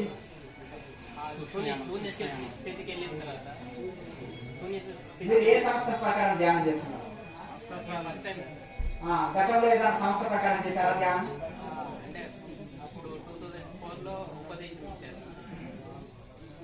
ఇప్పుడు దివ్య లోకాలు సూక్ష్మ లోకం అనేది ఒకటే సంస్థ మాట్లాడుతుంది, మిగతా వాళ్ళు మాట్లాడుతున్నారు. అందరికీ తెలుసు. ఎందుకంటే ఈ దగ్గరలో శంకరాచార్య పరంపరలో ఒక్కొక్కరు 60 ఏళ్ల కింద సన్నిహించిన ఋషులు ఉన్నారు. వాళ్ళు పతంజలి సూత్రాల్లో కూడా వస్తుంది సబ్జెక్టు. పతంజలి సూత్రాలు కూడా ఋషులు ఇట్లా ఈ విధంగా మాట్లాడరు, శాంతంగా మాట్లాడతారు. కానీ ఈ అజ్ఞానులకు అజ్ఞాని భాష. కాకుల దగ్గర కాకి భాష, గాడిదల దగ్గర వినయం అక్కర్లేదు. అది గాడిదలు నటన చేస్తున్నాయి. ఇదంతా అబద్ధం అని తెలుసు, అసత్య ప్రచారం అని తెలుసు, ఇది చీటింగ్ అని తెలుసు. కానీ డ్రామా చేస్తున్నప్పుడు గాడిదలు కదా, ఈ గాడిదలకు ఏం చేయాలి? బడితేనే తీసుకోవాలి. గోవు దగ్గర శౌర్యం పనికి రాదు, గోవుల దగ్గర సాత్వికమైనవి, దాని దగ్గర పరాక్రమం చూపొద్దు. ఈ గాడిదల దగ్గర బడితేనే తీసుకోవాలి. ఇంకా అర్థమైంది కదా. చెప్తే ఇన్నప్పుడు శంకరాచార్యులు ఏం చేశారు? ఒక చెప్తారు, బౌద్ధులు ఉన్నారు, నాయన ఇది శాస్త్రం కాదు, ఇది కాదు, పద్ధతి కాదు, సన్యాసి వేషం వేసుకొని పెళ్లి చేసుకోవద్దన్నారు. మేము పెళ్లి చేసుకుంటాం. అర్థమైంది కదా. మా బుద్ధుడు చేసుకున్నాడు, మేము చేసుకున్నాం. బుద్ధుడు సంసారం వైరాగ్యం వచ్చి వదిలిపెట్టాడు. మళ్ళీ తిరిగి భార్య పిల్లల ముఖం చూడలే, భిక్షాటన చేసి జీవితాడు, నేల మీద పడుతున్నాడు. వైరాగ్య పనుడు, గొప్పవాడు. ఆయన మేము ఒప్పుకుంటాం, అహింస పాటించారు. మీరెందుకు నాయన సన్యాసం తీసుకుంటారు, పెళ్లి చేసుకుంటారు, 10 మంది పిల్లలు కంటారు, మళ్ళీ భిక్ష వెళ్ళి వాడు పెట్టకపోతే మెత్తగదాన్ని కోళ్ళు గొర్రెలు కోసుకొని తిని బంగారం అంతా ఎత్తుకొని వచ్చేసి వాడిని ఇది చేస్తే ఇది ఏంటిదయ్యా? నీకు వ్యభిచారం అభ్యాసం ఉంది, దొంగతనం అభ్యాసం ఉంది, చీటింగ్ అభ్యాసం ఉంది, మోసాల అభ్యాసం ఉంది, తాంత్రికం, నెంబర్ 1 తాంత్రికం. ఎక్కడ వచ్చిందా తప్పు అంటే బుద్ధుడి తర్వాత మూడో తరంలో ఇది చేర్చారు. అందుకని ఒక్క నామకుల శాఖాహారి ఉన్నాడు. చైనా నుంచి, టిబెట్ నుంచి, ఇంకెక్కడ వాళ్ళు ఎవరు, జపాన్, రష్యా, ఏ దేశంకి వెళ్ళి వచ్చినా హైదరాబాద్ లో చూడండి లాంగా డ్రెస్ వేసుకున్నాడు.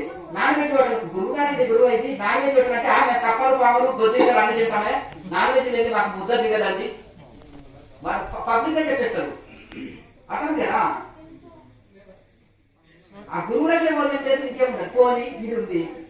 శంకరాచార్య చెప్పాడు. ఆమె గురువుని ఏం చేశారంటే బౌద్ధ మతం ఇచ్చారు. ఇచ్చినప్పుడు గురువు వాళ్ళ మాట వింటాడు కదా.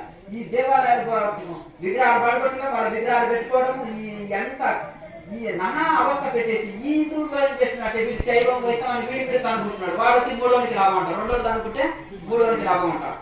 వాళ్ళు వచ్చేసి బట్టి ఇప్పుడు ఒక భారతదేశంలో ఒక అన్నితవ ధర్మం ఉంటుంది అనేది ఉండకపోతుంది శంకరాచార్య రాకపోతే. మిగతా మతాచార్యులు ఉన్నప్పుడు సమస్య లేదు. రామానుజాచార్యులు 120 ఏళ్ళు బ్రతికింది అంటాడు. కానీ ఆయన ఏమి తమిళనాడు తప్ప అవుతా గేటు దాటి ఆయన ఏమి సిద్ధాంతం ఇది కాదు. ఆయన ఉన్నప్పుడు సమస్య లేదు. మధ్వాచార్యులు కర్ణాటకే పరిమితం, ఈయన తమిళనాడుకు పరిమితం. ఇక వీళ్ళు మూర్ఖత్వంతో సంస్కృతం అక్కర్లేదు, మేము ఒప్పుకోము, హిందీ ఒప్పుకోము, సంస్కృతం ఒప్పుకోము, మా తమిళే గొప్పది. అదే రామాయణం, భారత భాగవతం అంతా సంస్కృతం ఉంది, మరి మూర్ఖవాళ్ళు. అర్థం కదా.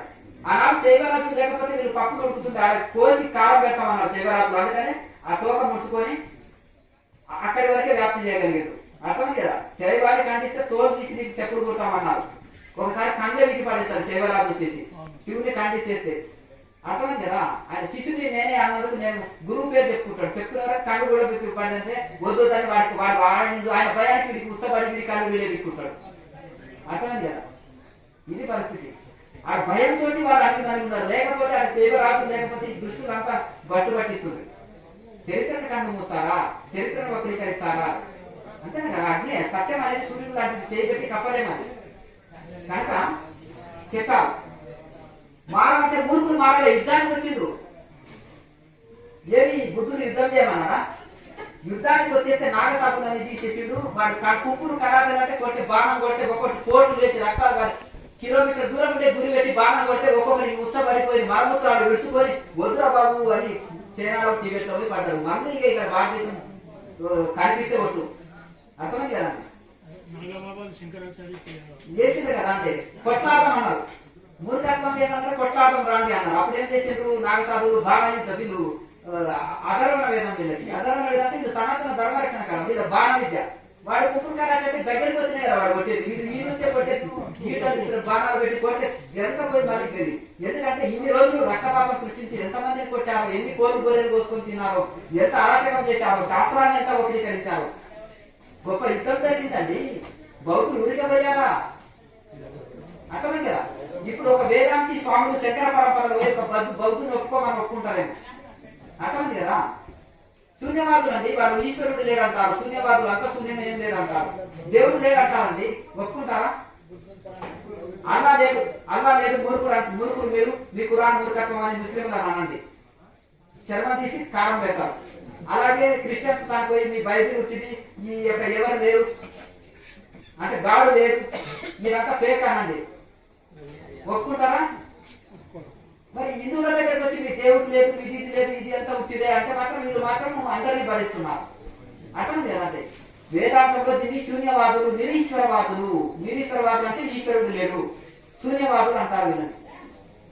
అర్థం లేదు. గొట్టొద్దు, గోనవద్దు, పుస్తకం తాగొద్దు, ఏమొద్దు, ఎవరెవరితోటైనా సంసారం చేసుకోవచ్చు, పెళ్లిళ్ళు పేరు తాగొద్దు, గాలికి బ్రతకండి జంతువులాగా, ఏది అక్కర్లేదు. అంతేనే కదా. అంతేనే కదా. నువ్వు గుండు తీసుకోవచ్చు, కాషాయం వేసుకోవచ్చు, పెళ్లి చేసుకొని 10 మంది కావచ్చు, అందరూ భిక్షకి వెళ్ళొచ్చు, అందరూ భిక్షకి వెళ్ళొచ్చు. వాడు భిక్ష పెట్టకపోతే మెత్తగా తన్ని కోళ్ళు గొర్రెలు కోసుకొని తిని వాడింట్లో బంగారం ఉంటే ఎత్తుకోవాలి. అన్నాడు డబ్బులు లేవు కదా, ధనం ఉంటే ఎత్తుకొని వెళ్ళొచ్చు. ఇదంటే శాస్త్ర ఆధారితంగా ఉన్నాయి, గాలి మాటలు కాదు పలికేటి. నేను శంకరాచార్య పరంపరలో నాగసాధుని. అర్థమైంది. అందుకనే 4 ఘాట్లు ఉంటాయి కదా. అర్థమైంది కదా. ఎందుకు ఘాట్లు ఉంటాయంటే ఆ వైబ్రేషన్ వస్తాయి, మా గుళ్ళ వైబ్రేషన్ వస్తుంది ఆటోమేటిక్ గా. అర్థమైంది కదా. ఎందుకు ఈ గెటప్ లో ఉంటున్నందుకు మీకు ఇట్లా కనిపిస్తుంది. ఎందుకు ఈ గెటప్ లో సంఘ సంస్కర్త ఉన్నప్పుడు ఇలాగే ఉండాలి, ఏక వస్త్రం అంటారు. అర్థమైంది కదా. కనుక ఒకటి ఎందుకంటే ఇప్పుడు ఋషులు ఏం చెప్పిండ్రు, గురువులు ఏం చెప్పిండ్రు, మనం ఎట్లా వెళ్ళాలి అనేది తెలియాలి. ఇది తెలియకుండా మూర్ఖత్వంగా వాదిస్తే ఏమి అర్థం? అర్థం కదా. దేవతలే లేదంటే దేవతల పేర్లు ఎందుకు మీరు ధ్యానం ద్వారా పెట్టుకుంటున్నారు? అర్థమైంది కదా. ఋషుల పేర్లు లేనప్పుడు ఋషుల పేర్లు ఎందుకు వాడుకుంటున్నారు? ఋషుల సిద్ధాంతం ఒప్పుకున్నప్పుడు ఋషుల పేర్లు ఎందుకు మీరు ధ్యానం మందులో పెట్టుకుంటున్నాం? వాళ్ళందరినీ మన వైపు లాగడానికి, వాళ్ళందరూ మన గుందడానికి, అమాయకులు పూలు పెట్టడానికి. గుర్తు పెట్టుకో. ఎప్పుడైతే అధర్మం జరుగుతుంటే ఒక శంకరాచార్య వస్తాడు, వివేకానంద స్వామి వస్తాడు, ఒక రమణ మహర్షి వస్తాడు, ఒక రామకృష్ణ పరమహంస వస్తాడు, ఒక శంకరాచార్యుడు వస్తాడు. గుర్తు పెట్టుకోండి. ఎందుకంటే వాళ్ళ వారసులం కాబట్టి ఆ గురువులే వాళ్ళ సంకల్పం జరిగి చేయిస్తుంటారు పని. ఇన్ని రోజులు వీళ్ళ పప్పులు ఉడికినాయి, వీళ్ళు ఏమి మాట్లాడినా నడిచినాయి. అర్థమైంది కదా. ఏదైనా గడ్స్ ఉంటే వచ్చి డిబేట్ శాస్త్ర ప్రకారం పెట్టి మాట్లాడుకొని ఎదుర్కోమని. అర్థమైంది కదా.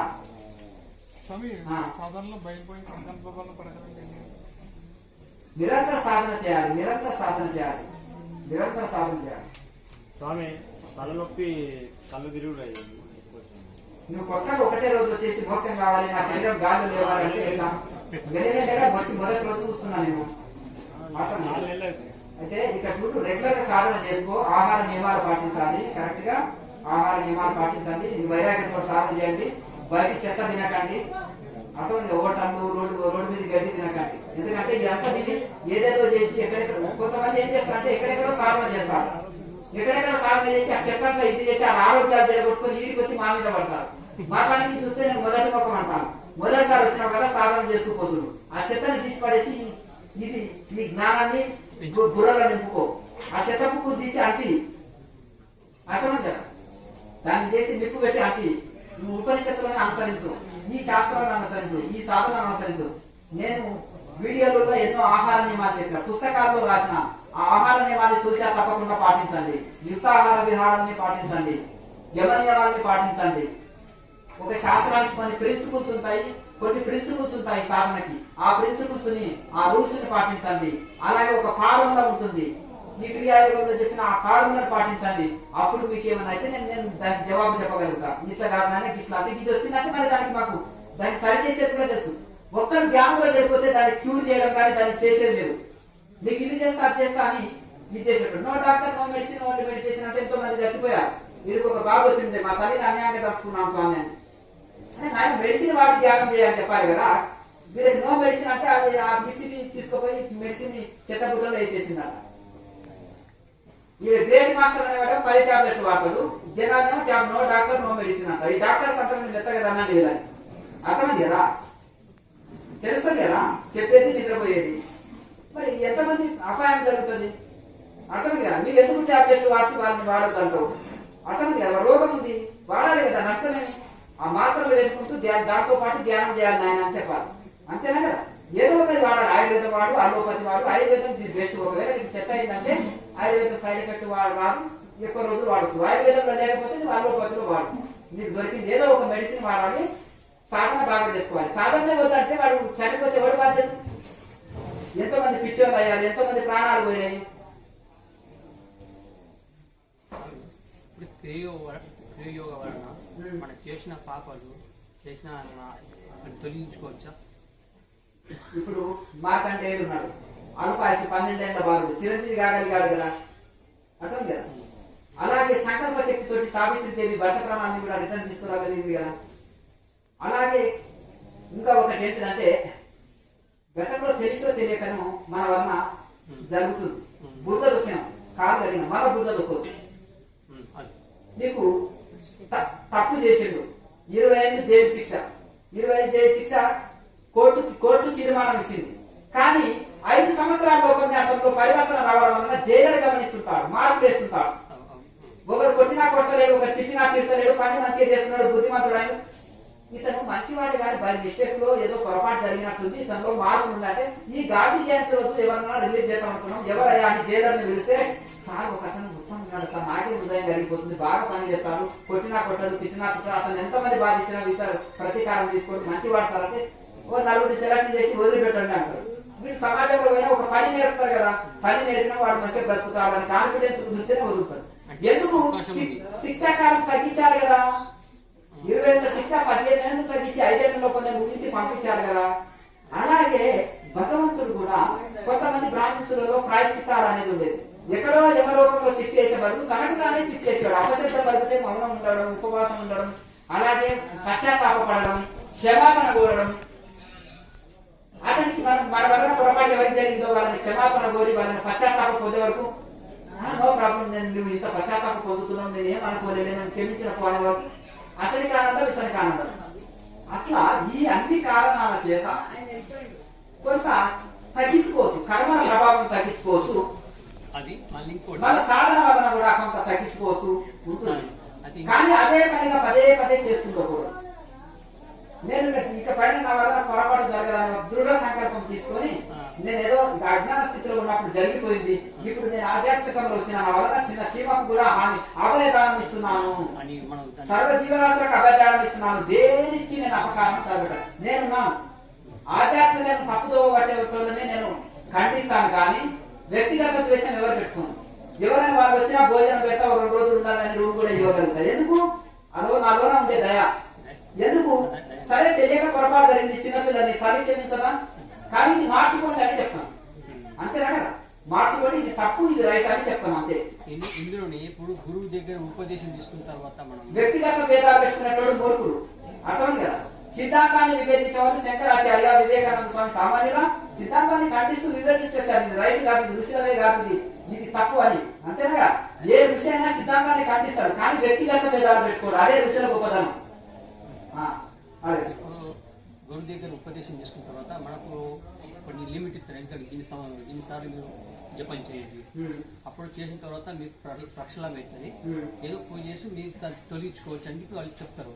అది ఎంతవరకు కరెక్ట్? అది కరెక్టా లేకపోతే ఈ క్రియాయోగం అనేది బయట ఉంది అంటున్నాను. నేను సైకిల్ మీద పోమన్నా అన్నాడు. ఒక పాత సైకిల్ తీసుకున్నానండి. కాశీ పోతే అది రైటా ఇది రైట్ అంటే ఫ్లైట్ మీద కూర్చున్నావు. ఫ్లైట్ మీద కూర్చుంటే నీకు డబ్బులు ఉన్నాయి, టికెట్ ఉంది, తీసుకున్నావు, ఫ్లైట్ టికెట్ తీసుకున్నావు. ఇంకా మన ఫ్లైట్ టికెట్ తీసుకున్నాక కూడా సైకిల్ కూడా ఉంది కదా నా దగ్గర, పాత సైకిల్ ఒకటి. ఆ పాత సైకిల్ గురించి మర్చిపో, పాత సైకిల్ గురించి మర్చిపో. ఇంకా నీకు ఫ్లైట్ ఉంది కదా.